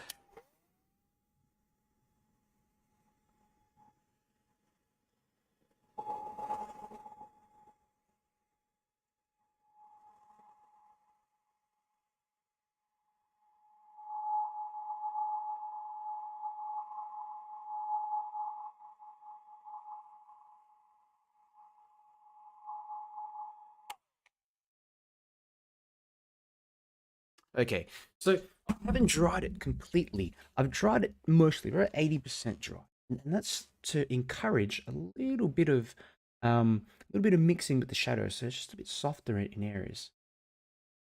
Look at the that we've got. We've had some questions on YouTube. Um, Shanolan's asking, how often do you use masking fluid? I don't use it at all, Shanolan. I want to try it someday, but masking fluid would help to preserve some of these white sort of areas there. But I like the efficiency of just trying to cut around um, and seeing how it goes. So I hope that helps, Shanolan. But give it a try if you want to. Claire's saying, I'm noticing some harsh bloom lines between the transition of colors, like from the blue to the green. How do you prevent that? Is it the water to paint ratio? Yeah. So you notice, especially in this area, when I've gone back into this area, I've picked up color at higher concentration. So if you've got a wet area and then you just pick up a bit of water and you drop that in, and it's a lot of water and the paper is drier in that area, even if it's a bit damp, you're going to get a bloom. So always, as a rule of thumb, when you're going into an area that's already wet, make sure the paint concentration you're using in there is drier. There's less water than in the area that you're going into. Okay, so I hope that helps, but it takes a long time to figure that out. Um,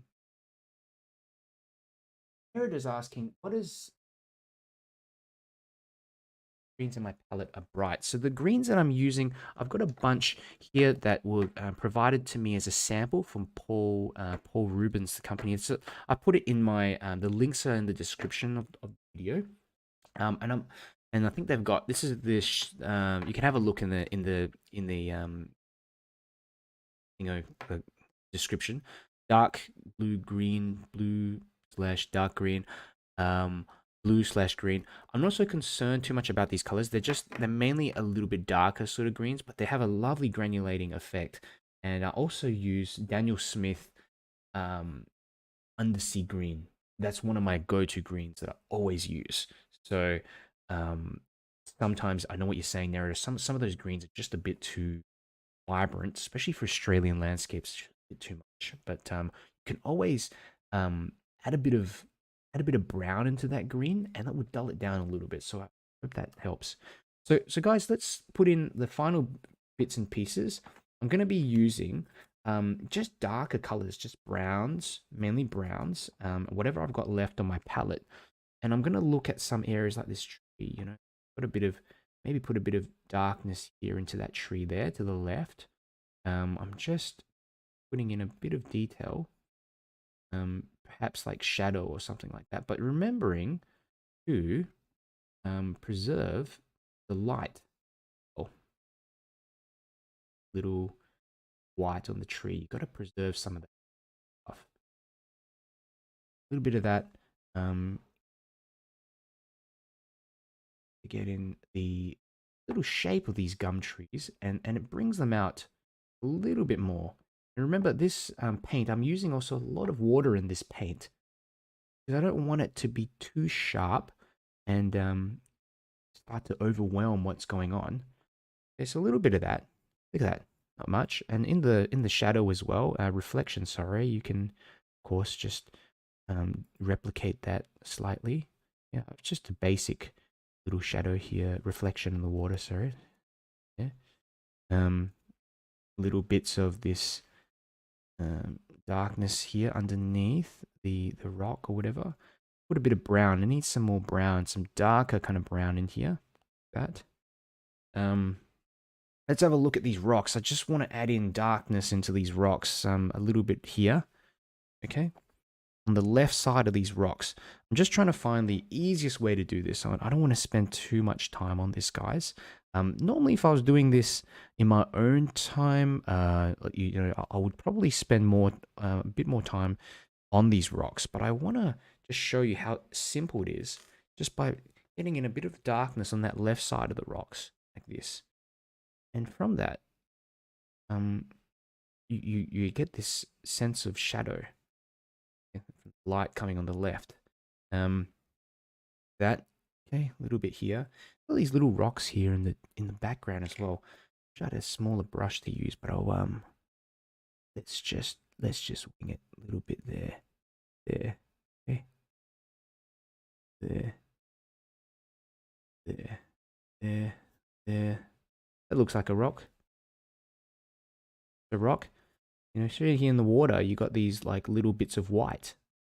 See that? Just little bits of white. That could be a rock. This could be just little rocks floating around in the water. So use what's there, these little highlights. You can certainly bring out bits and pieces in here. I'll also go and do a little wash over the top of this after. I'm thinking I might just darken that water down a touch. We'll see how we go. I don't want to overdo it. Let's have a look here. You know, we're going to have maybe some shadows on the ground. I'm going to just create some shadows running to the left of these trees like this. A little bit of that shadow. And I'll bring that up into the tree. This is just a bit of darker color that I've got. It doesn't matter what color it is. You mix up your primaries. If you get a kind of grayish color or a blue-gray color, that's fine. Just some kind of darkness in there. Oops. Looking at the angle as well. And this whole part of the painting here is just getting in small details. Remember when we would, at the start of this demonstration, we were doing some of these little shrubs. Okay. This is where you can start using that same technique. You have a little flat brush, little round brush, sorry. Look at that, just feather that in. Feather some of this in, and look at that, we've got some little shrubs or something growing here. Keep it the paint light, but a little bit darker than that first wash that we did. Look at that, just feather some of this in. What this does is that it helps create a boundary between the you know, this lovely yellow. I don't want to overdo it. That's a bit too much. Just soften that off. When I get too precious also, I just do something like that. Okay, when I just get too precious about how I'm drawing a particular shrub or something, it's not that important. Feather that in like that. Bits, pieces. Some of these bits of grass also, they're kind of like yellowy kind of color. I'm going to pick up some yellow. Let's drop some of that in, just a little bit of, I don't know, something like this. A bit of yellow here. Okay, texture. A lot of this, a lot of wild grasses in Australia, so a lot of yellowy patches. They just blend in with greens. Well, oops. But one thing to keep in mind is to remember to keep those yellows. Don't color in all those yellows. Have them disappear off. The light in here is what makes it quite amazing. You know, here we've got some darkness in the background. It's not like some darker trees or something, you know. Why not? I'll just use this brush. I also have another little flat brush. It's like an angled flat brush like this. Just a little flat brush. And sometimes this does help get in areas of darkness like that.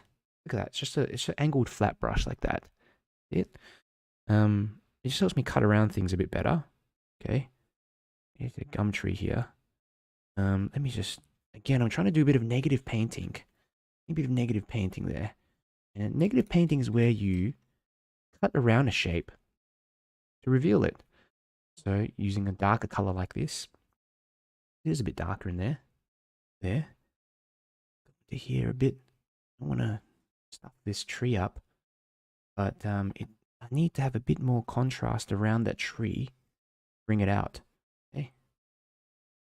That this additive process, this is what I'm talking about when we're layering to create details.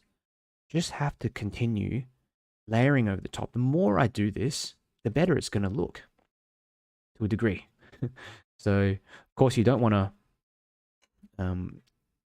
overlayer because it can sort of overwork things, but the more you sort of add color on top, you just define and bring out what you want in there. Okay, pretty basic at the moment.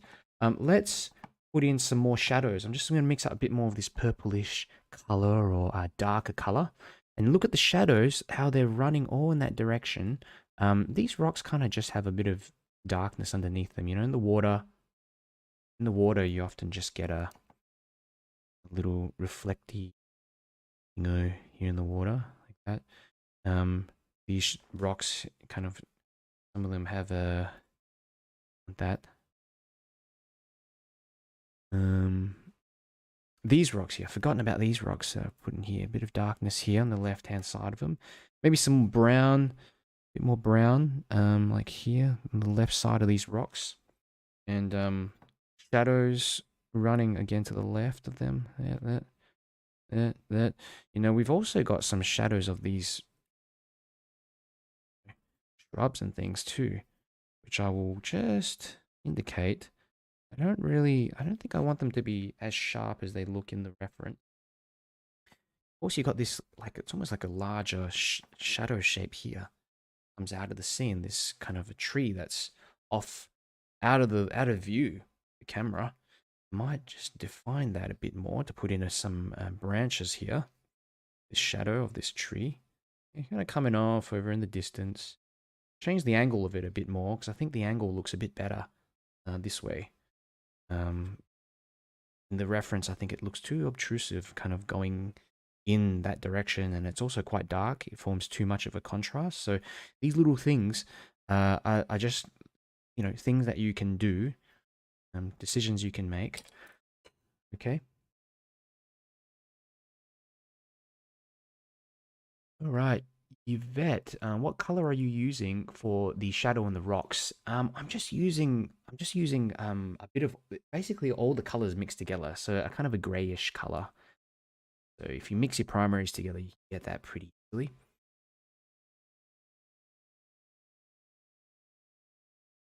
And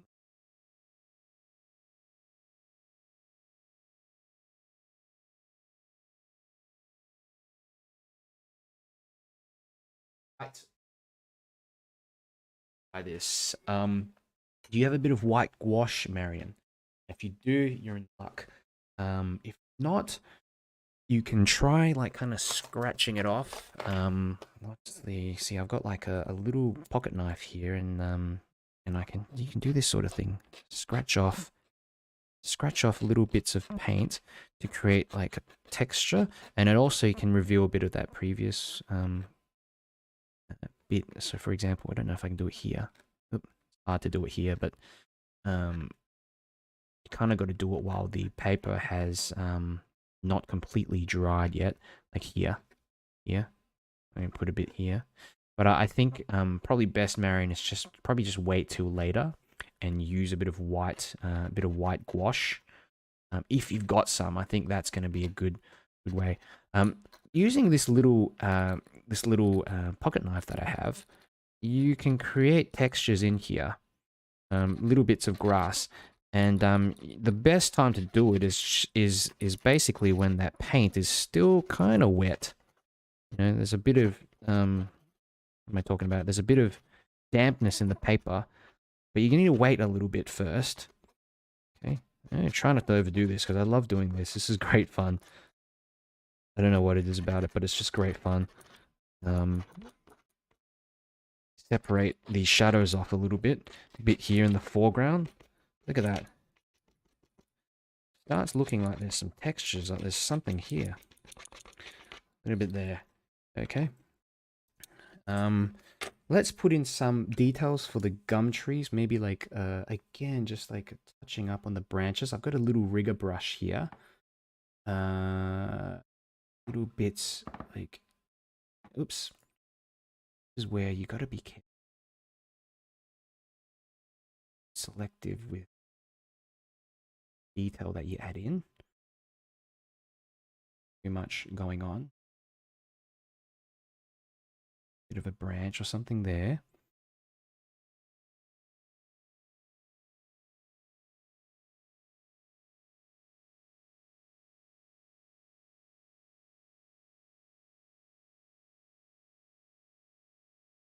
Concentrate here.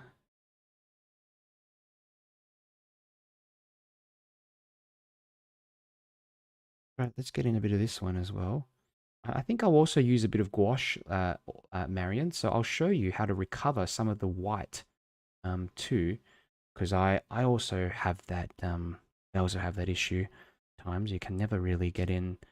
You never really save all the whites in there.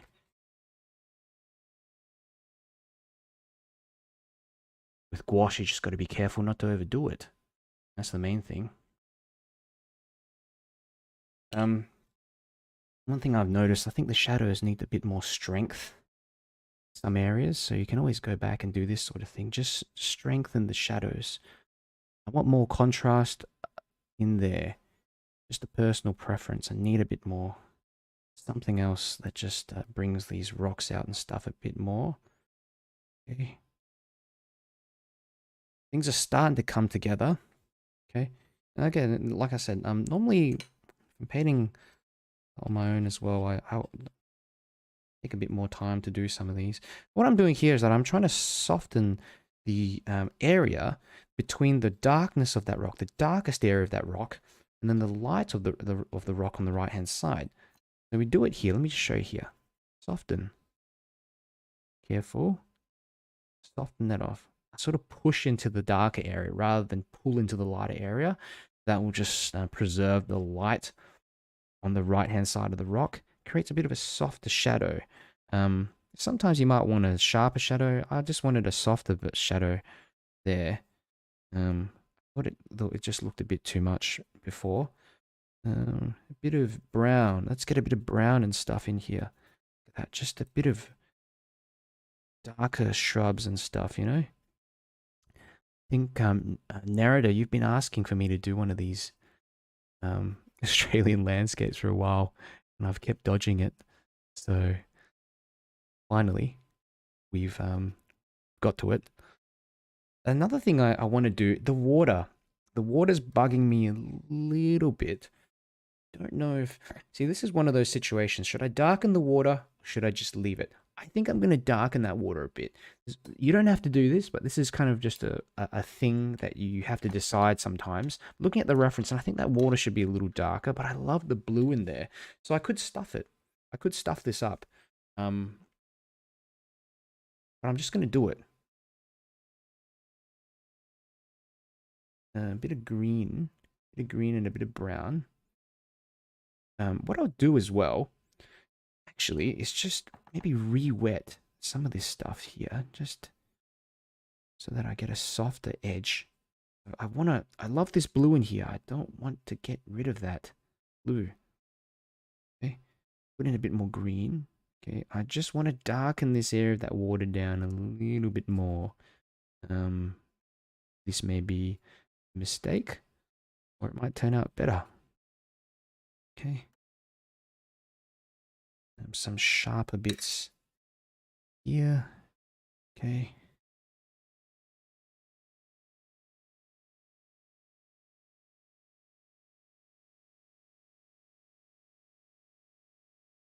Sharper little ripples or something in there. Okay. Keep those trees, Darren. Losing those trees. The reflections. The ripples in the background, they get smaller. Little ones here, maybe. I've wet this area so it's a bit more subdued when I go back in there. And I think I've preserved some of that. That's looking decent. I'm just thinking what else can we do in here. I think the really the final touches are just looking at adding in, for example, if you want to put in darker bits for the trees, you can go in and just like put in some little sharper leaves like this. Okay, I won't overdo it, but little sharper leaves like that. Okay, just over the top. A little bit in here. Let's put a little bit here as well. Why not? Okay. You can keep on doing this forever. And some finishing touches using some white gouache. Let me just pick some out.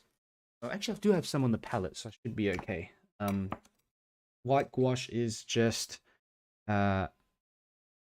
basically opaque watercolor paint. Tube. I might get some. It's always easy. It's those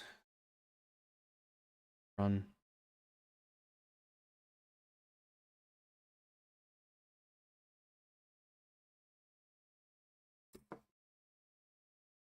Wash, and you can go into here and get in a bit.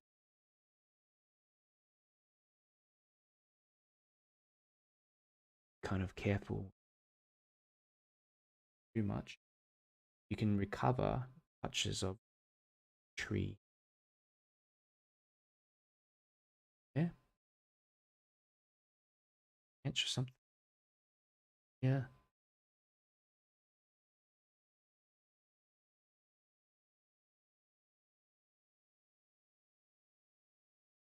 Bit of that. Tree pop out more. Water, you could. It's there. The rocks. A little bit of white gouache, and sometimes I mix in some yellow into that gouache. By mixing in a bit of yellow, you can get these like kind of highlights on the right hand side of the rocks. Little bits there like that. I don't want to overdo it though, just something. There, there, there, there.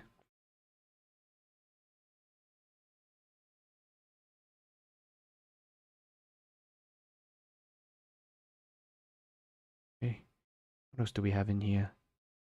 A whole lot really, just yellow and stuff I can just drop in. So, let's go ahead and take off the paper and let's see what we have got. Prepared for, I don't know how long we've been painting for. Maybe close to an hour. And what I'll do afterwards as well, I'll go through and I'll do the same thing that I'm doing now in terms of just refining. I may or may not do it, depends if I can be bothered or not, but I might add a bit more detail to the trees, a bit more darkness areas. Okay, but you can see, tell what's going on in there. Go slowly, and if you continue layering, bit by bit, using the layering techniques I've shown you, you can get painting just like this. And saying, I thought it was very funny when you said you forgot the script. Yeah, I kind of have like some notes, but don't read off anything because I don't know. It's just it doesn't work. Come off sounding weird. I've tried before. Um, Alrighty, guys. Thank you so much for watching. Now, please hang around for a little bit. I want to talk a bit about a program that I have running. It's a program that I have been running for quite some time now. Just bring up the a little presentation.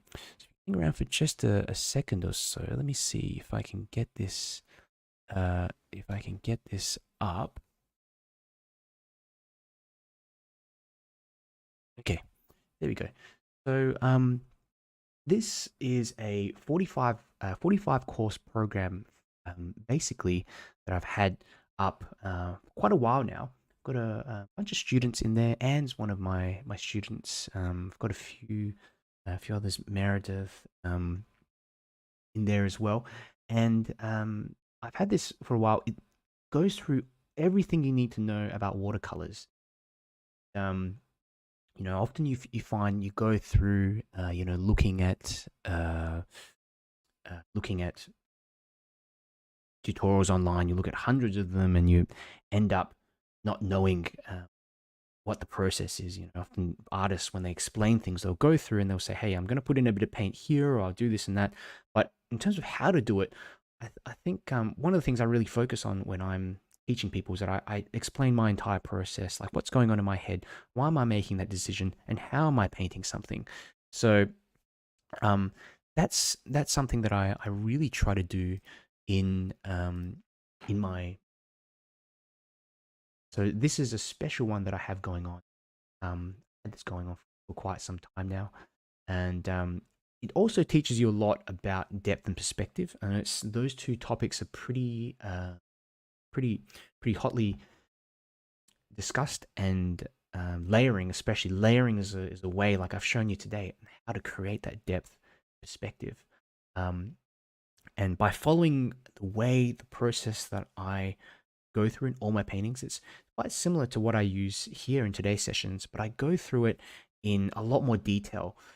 There's, I think, over 600 videos, pre-recorded videos in there, and 45 courses that they're all separated out. So you learn about portraiture, you learn about line and wash, you learn about watercolor, just general watercolor painting.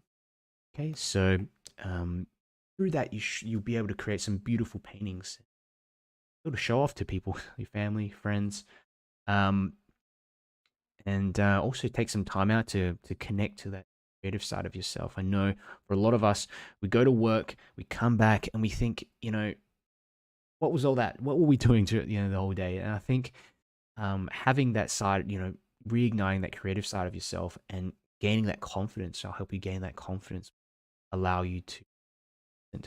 So, like I said before, it's 45 courses on landscapes, portraiture, line and wash. Here's just some of the paintings I have in here. You get lifetime access once you sign up. So there's hundreds of hours real-time painting demonstrations. You can see all the previous demos as well that I've done, and it's all done at your own pace. Pamela, I think you've done about 70% of the program now, and I was having a look. That's really impressive considering how many videos are. Step-by-step instructions, similar to how I've done them today. All the references, resources. I've got tracing templates as well provided. Um, Again, just a few more of what's in the course, some of the paintings that are included. I have portraiture. This is some of the line and wash work I have as well, so you can learn how to quickly get in a nice little pen and wash scene.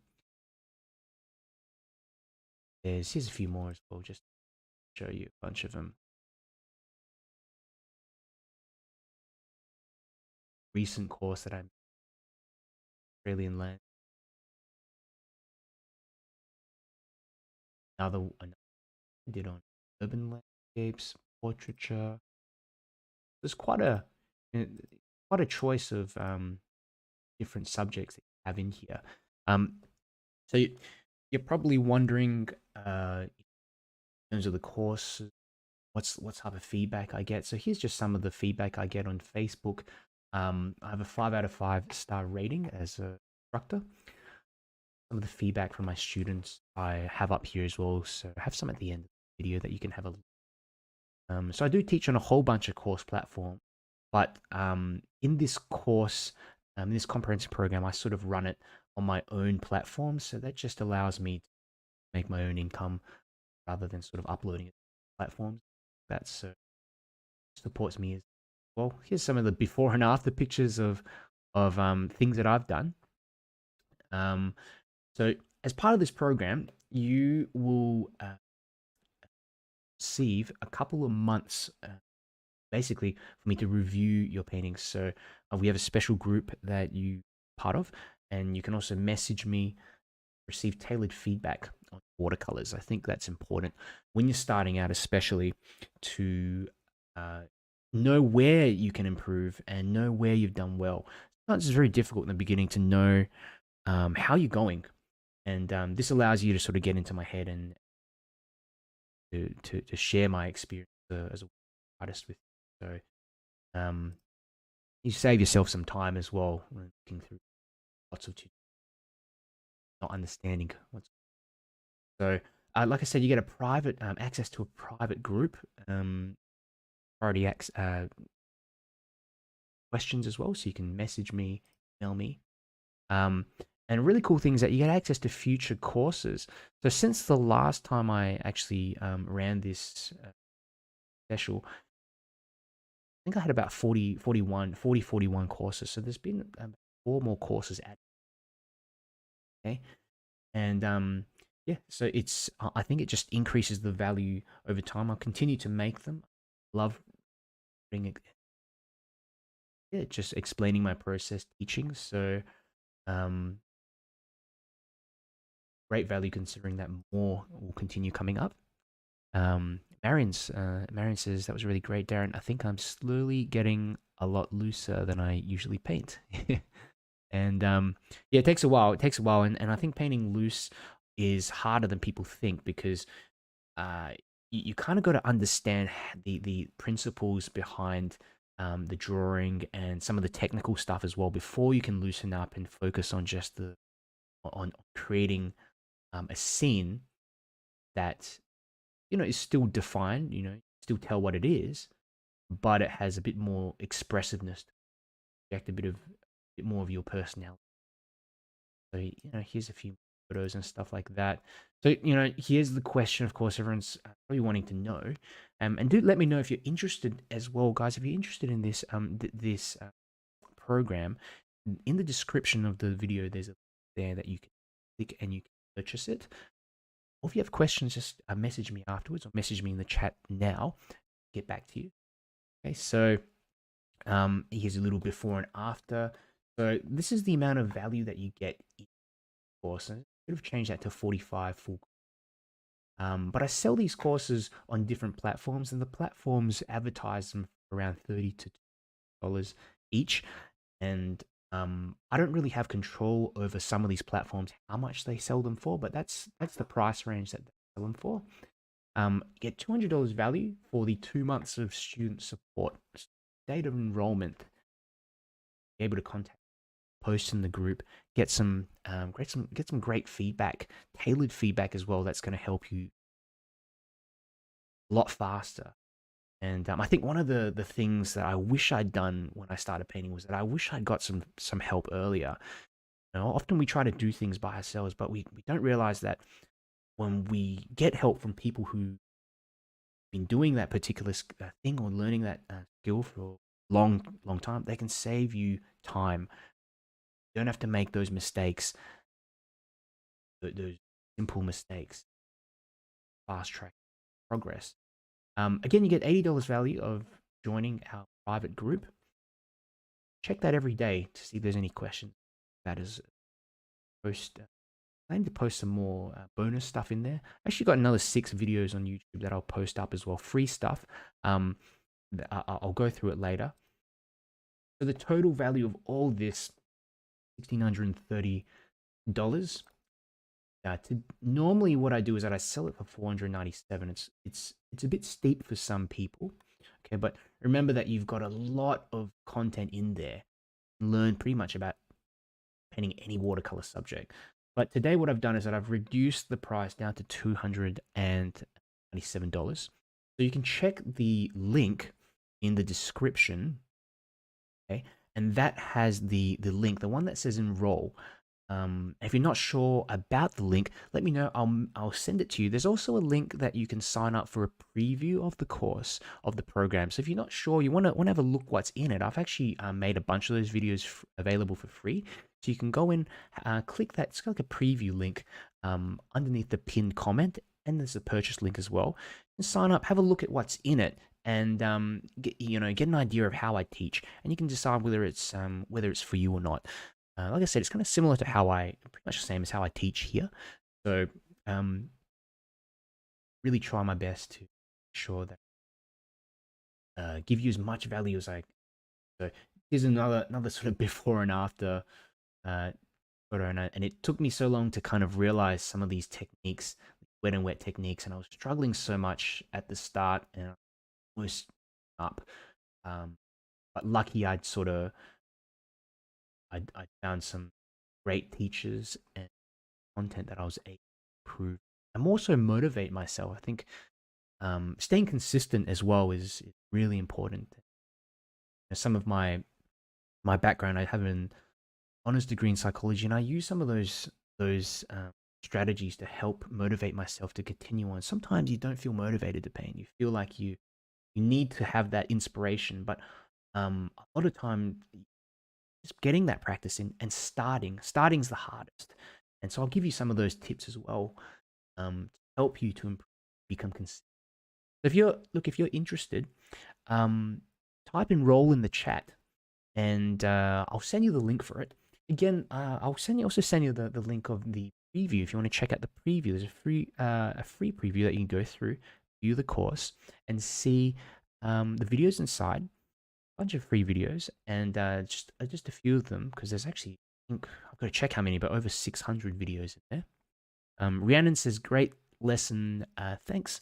I'll look into your courses, might have to go onto the Christmas wish list. Thank you, Rhiannon. And remember, there's a lot of free stuff is available on my YouTube channel, also here on Facebook.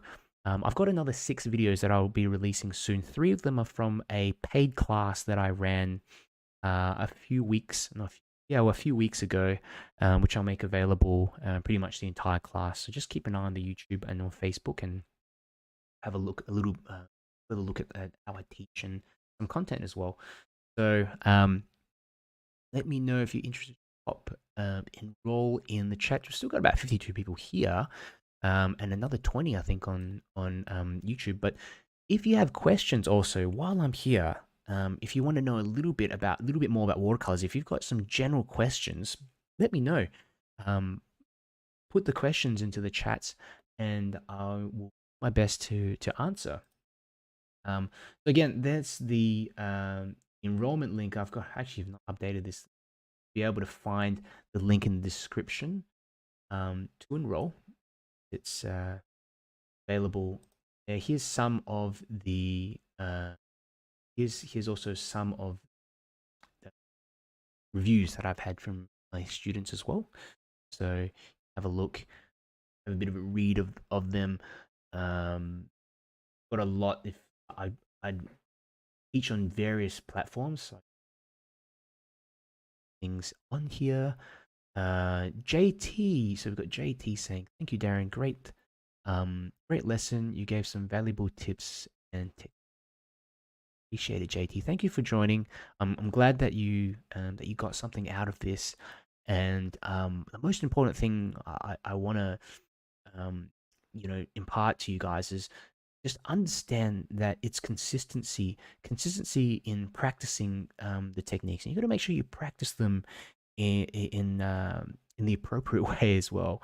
In terms of today's demonstration, when I'm talking about the consistency of water that we're using in paint, that type of thing, because when you're practicing blind, when you're practicing and you're not really knowing what you're doing, it's very hard to get better. Often you hear people just say, just practice, but it's practicing in understanding theoretically what's going on when you're practicing. So thank you so much. Thank you so much for joining. Let me just have a look. So Net's saying of this lesson, I may have to go on my gift list too, but would like the link, please. Sure. So I'll just send you the link, and you can have a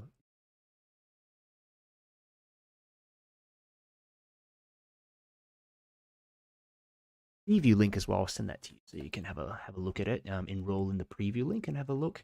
That's free to preview some of the videos in this program. Jane says, "Thank you, Darren. It was a helpful class. This will take a while." um, Fantastic. It does take a while, but you'll get there. Inner Hawkins says, "Do you have Patreon? Don't think I can drop the full 400 at any moment, but would be interested in a plan type subscription." Yeah, there's I'll send you the link for my Patreon, and you can actually sign up for all these courses on a monthly basis. It's the $30 a month to access all of them, or there's like you can access fewer of the courses as well. So it's www.patreon.com/watercolor mentor, and you that one. And thank you so much. I really appreciate your support. Um, it, it's been it's been really inspiring to me to have be able to see people's progress. Fantastic. Let's have a look. Enya Enya says sign up for the preview. If we do that and then decide a little bit later to enroll, will we still get the same price? Yeah, I'm thinking to keep it up there for about a week. But if you do um if later on, if maybe you need a bit more time, message me and I'll see what I can do. Okay, Tanya. But I sort of just leave it up there for that 7. I'll just leave that up there for about a week. I do see a lot of other artists that sell each individual course for $50 even. I, but for me, I know sometimes there's certain topics that people may not be so interested in, so I just like to at the moment lump them all into one big package so you get everything.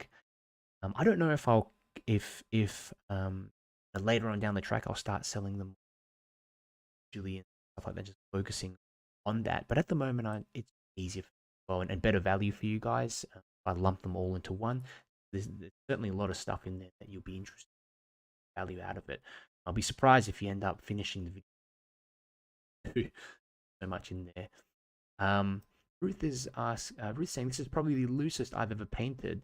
That's great. Trying something new is always is always a great thing to do because you expand your repertoire of technique, put yourself out there. And Ina says amazing. Thank you, thank you, thank you, Ina. Hope I've pronounced your name correctly as well. Tanya says thanks. No problem, Tanya. Like I said, if you guys have questions, um, anything like, let me know. Again, I'll just quickly go back and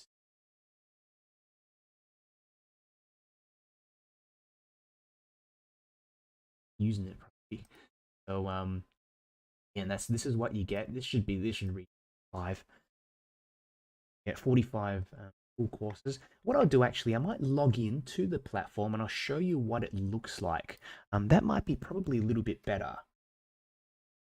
Maybe a little bit better, so you can see kind of what's in there. Interesting. What is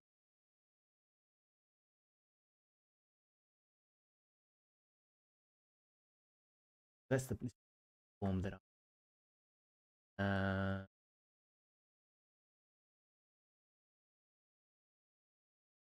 what's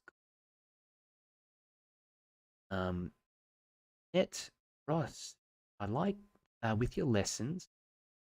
Like with your lesson that I could see what you doing. I watched a lesson recently where the teacher's head was in the way. Yeah, I used to do videos like that too once upon a time. Having all the tech and stuff set up, and I bought a whole bunch of equipment. It took me a while to sort of get around to the. One second, I will sort this out. Just get into the get into it, and thank you, Darren. Will this be replayed later? I missed it because I was at work, so that's from here. Um, yes, so it will be available afterwards. You can watch it. You can watch the replay later.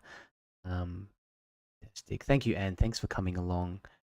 Thanks for coming along today. Anne's another artist. She's been painting in watercolors for some time. I think you're gonna start at some stage maybe teaching too. So it's a really good thing.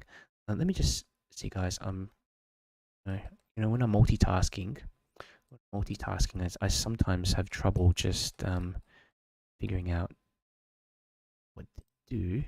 Oh, here we go. Preview. Okay, I've got a little preview here. So just bear with me, so you can just have a look what's inside, what's included. It's a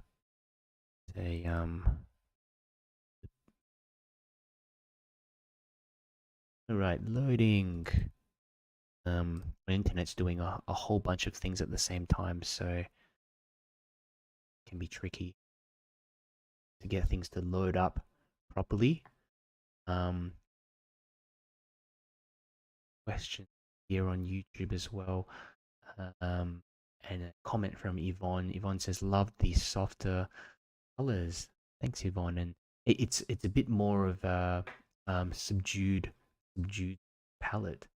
Well, so not too much vibrancy in it. It's kind of characteristic of the Australian landscapes, I think. Chanel is asking, "What's the cost again?" So $297. This is what's included. So when you log in, this is what you'll see. You get this login screen, and then down the left-hand side of the screen, these are all the courses that you have access to, plus some bonus live workshops as well. So if we have a look down, for example, say if I want to learn a bit about, I don't know, watercolor painting, I can click on that one, have a look. Building confidence in painting, so I've got a few in there. This one's here. I've got a session on Barmouth, Wales. Let's see. Loads. Again, my internet, because I'm streaming at the same time, it runs a little bit slower. Log in, it's going to be little sessions that I ran on Barmouth. What else do I have? Trying to pick something to be a bit different.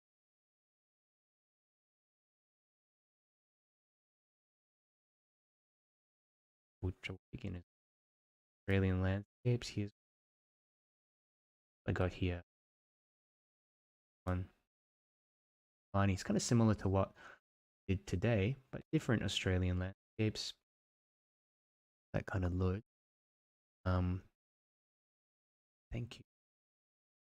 Thank you, Yvette. Thanks for coming along, and glad that you got a lot out. Yeah, message me if you guys need some help as well, or just want maybe a bit of feedback on your. Drop me a message, and I'll do my best to get back to you. There's a bunch of groups, so you can like check out the groups. Probably just go to the watercolor facebook.com/watercolor mentor, and a lot of groups that I run. There's two or three that have about the biggest one has about nearly 150,000.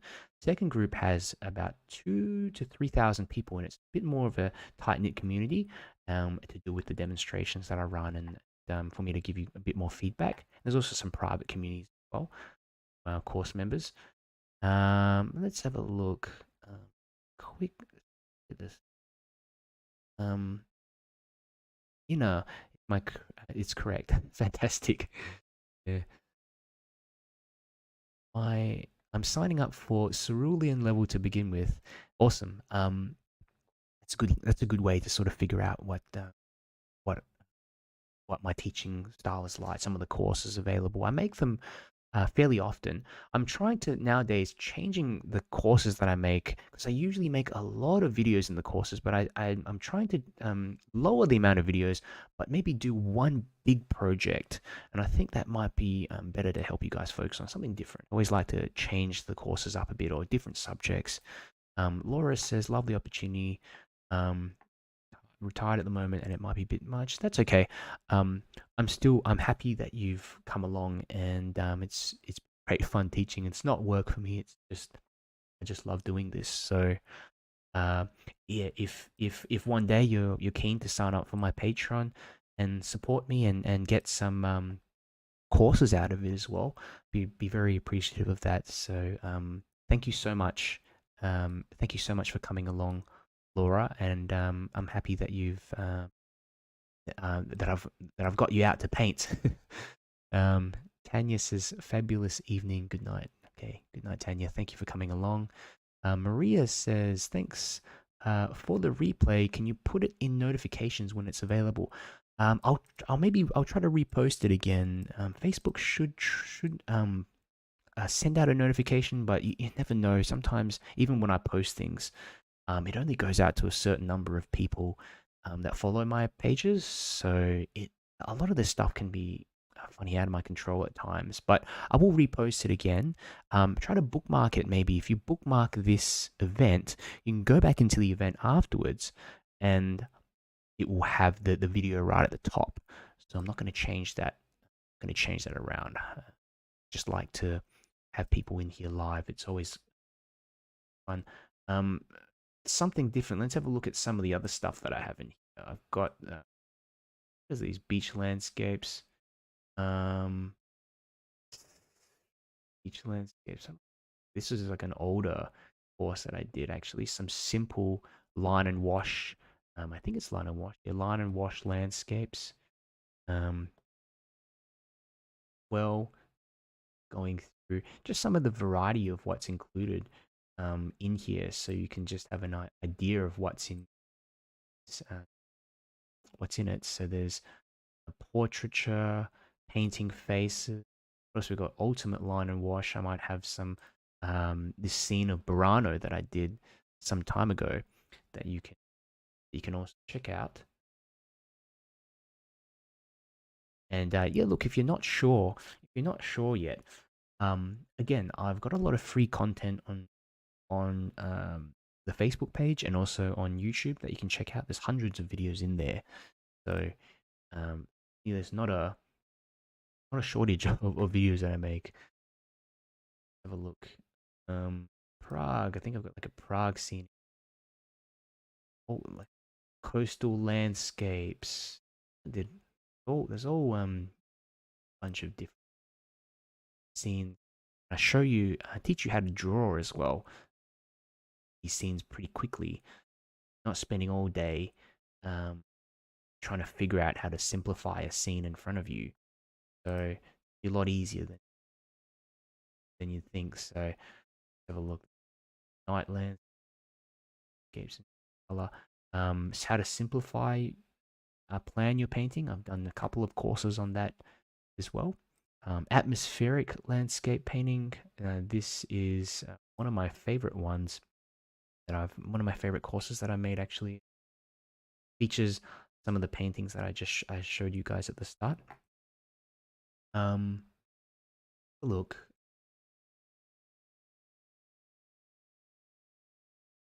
Robin says, Robin says, it was a great class. I'm so glad I was able to join you. It's been too long since I've been on your. Thank you, Robin. And yeah, I've been like inundated with a few things, the family stuff, work. Um, yeah, I just wanted to take a break. So yeah, I do want to run these more consistently, especially this one because I run one of these every month, and I had to do June. I had to do June's one because I did one in May, but I knew I hadn't done one in June, so I had to do this one before the end of on a roll. So thank you for joining. I'm glad you did it and got some value out of it. Schnellen says, thank you, Darren, for another wonderful demonstration class. Always love watching you, Schnellen. I hope everything is well with you and with your family. Sorry if I'm pronouncing your name incorrectly, but uh, Tona, Tona. Thank you. I've continued to work slower than you. I'll look into classes. Thank you. I do appreciate that. And yeah, you can of course rewind the video, go back and rewatch parts of it as well because yeah, when you're starting out, obviously going to be painting a lot slower, a lot slower than I am because you're still learning how to get these techniques to pull off these techniques. And guys, if you have any general watercolor questions as well, do let me know. And like I said, some of the materials that I've used today, out of the session, provided to me by Paul Rubens. They're gonna. I'm in contact with the person there, Danny, and he's going to do a giveaway for our group sometime. I think he is. So I'm gonna get in contact with him and we'll try to organize something for the group. Keep an eye out on the group as well. There. What else do we have? Japanese people, bunch of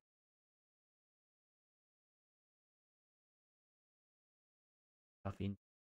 Why I was had a look at Pamela's progress. Gone through about 70% of it. What do we got here? Boats, Hagen, beach waves. Sometimes I don't even know exactly. I'm trying to think back because I've done so many paintings. I'm trying to picture which demonstration this was. Um,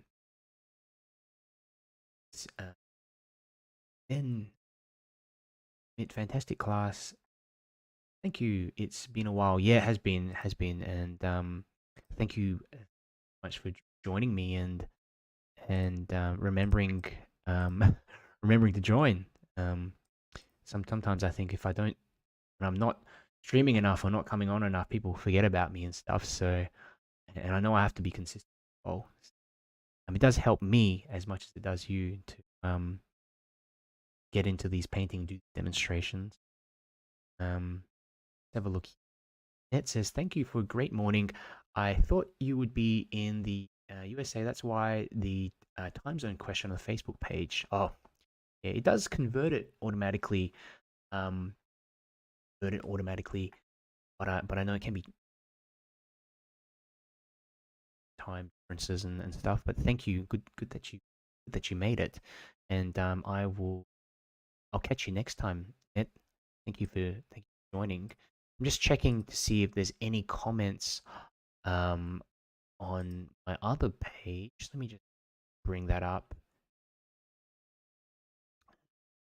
Stream to a few places. My on the Watercolor Mentor page, and then also on the Darren Year Art page and YouTube.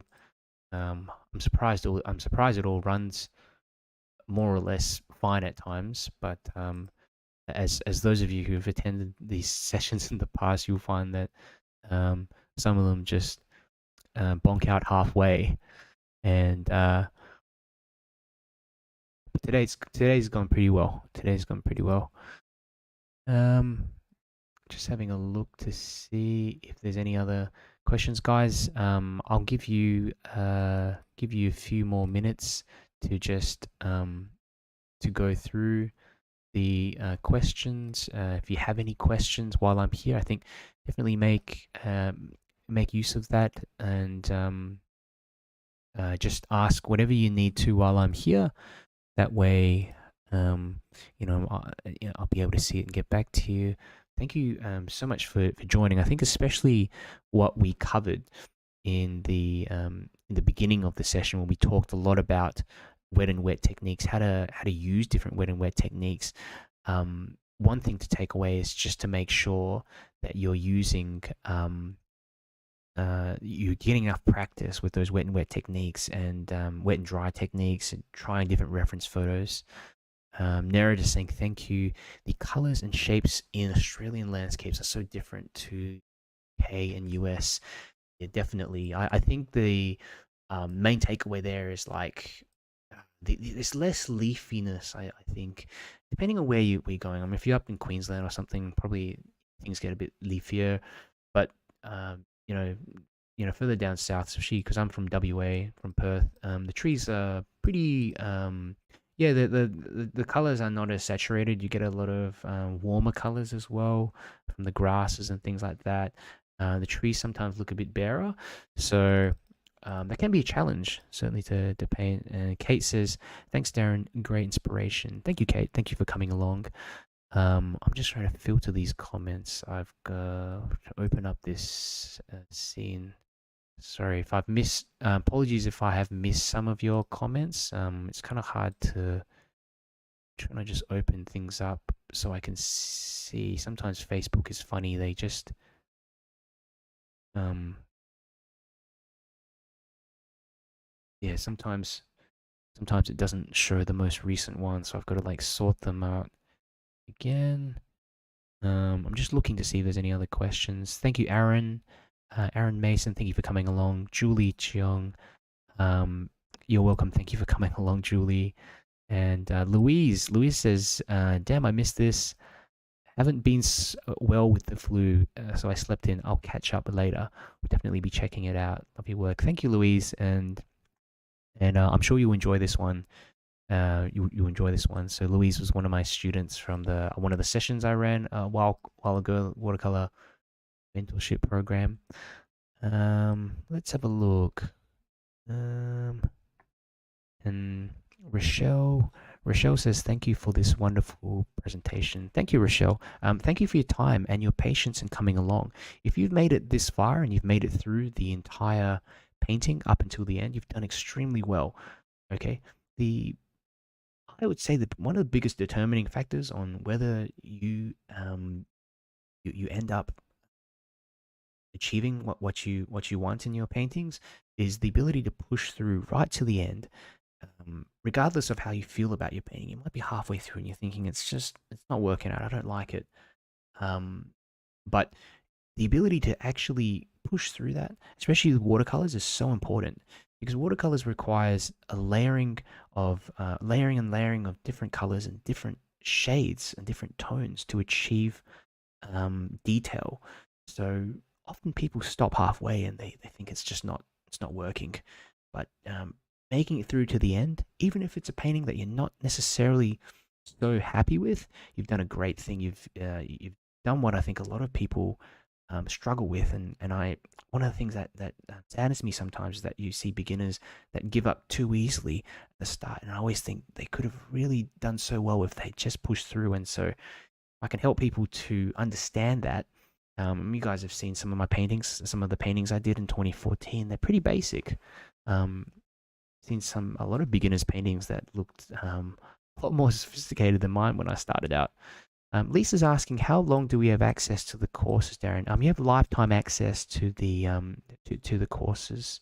So if you register through that link, that enroll link in the description, yeah, that $297 course is lifetime access. And not only that, you get access to the future courses that I make as well. So I'm trying to make about one every month. I used to do more, but I'm changing it up a bit now, and I'm trying to do maybe one large project, complicated ones, and just so there's a bit more variation in the courses there.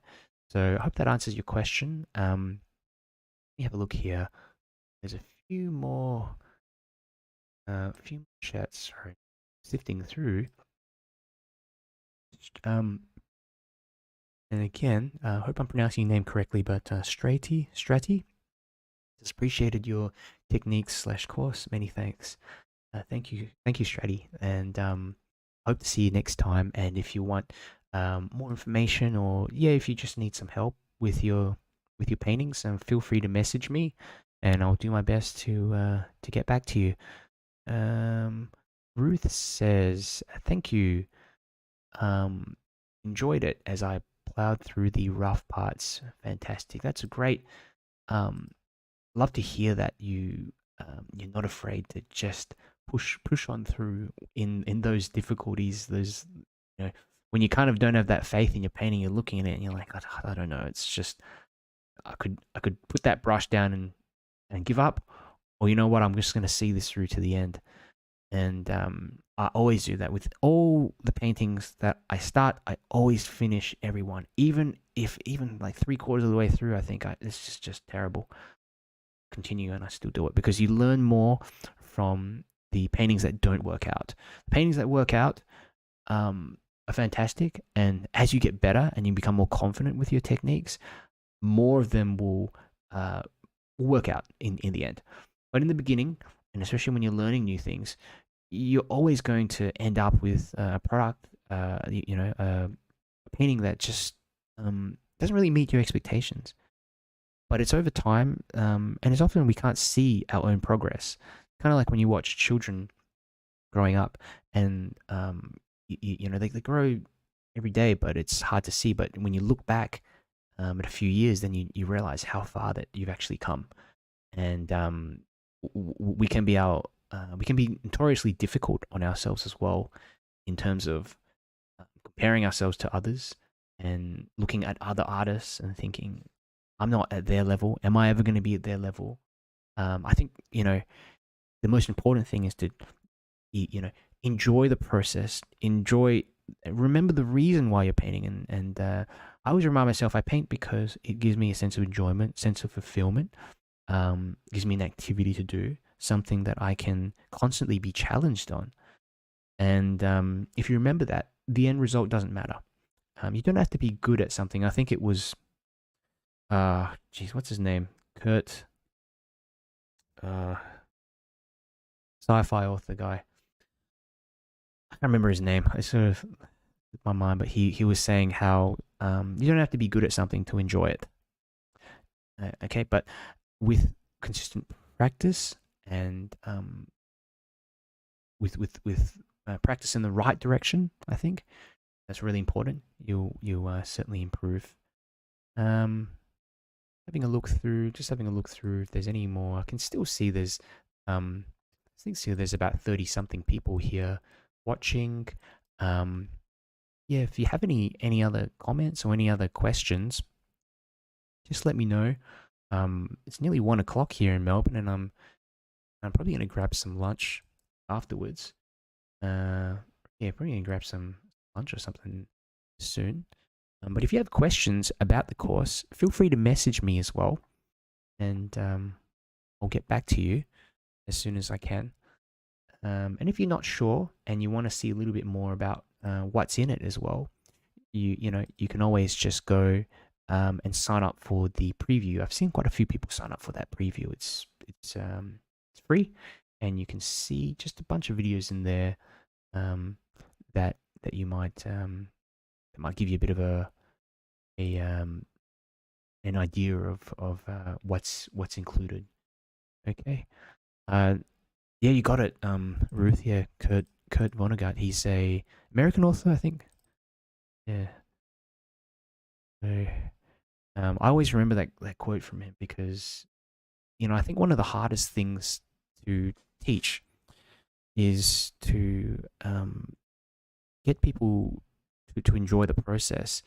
And if you think, again, I can talk about kids, but if you think about kids, when you give them some art supplies, some materials, they don't care about the end result.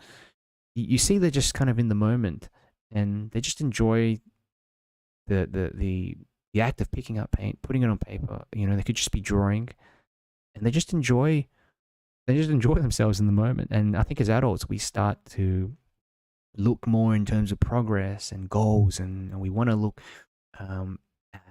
what do we get out of it, kind of thing. And learning how to enjoy things and just enjoy the process is something that we have to learn again as adults in a strange way. Ruth says he's from my hometown. Wow, small world, hey. Yeah, I'm a bit of a sci-fi nerd. More like movies and stuff. These days, I don't read as much, but that's pretty cool. Having a look, I think we kind of I think we're that's it, guys. Can't really see any other comments and stuff, but if you're watching afterwards, uh, feel free to leave some messages, and if you have questions and stuff, I'll go check them afterwards. Okay, but let me just close this thing. Let me just close it. Show the finished result of today's session again. Okay, change. Okay, so just zoom in a little bit so you can see some of the details. Okay, a little bit of the detailing. Okay, of this scene. I'll probably go through afterwards as well and sharpen up some bits. Maybe put in a bit more darkness here on the left of the tree, a little bit more, some shrubs, some darker shrubs and things like that in there. But it's funny because you zoom in and it suddenly looks like there's a lot going on. But when you zoom out, it starts looking like a actual scene. It's kind of like the essence of loose watercolor painting. You're suggesting rather than defining every little thing in there. You're leaving a bit to the imagination, and I think that's the magic of it. That's what really drew me towards loose watercolor painting. So,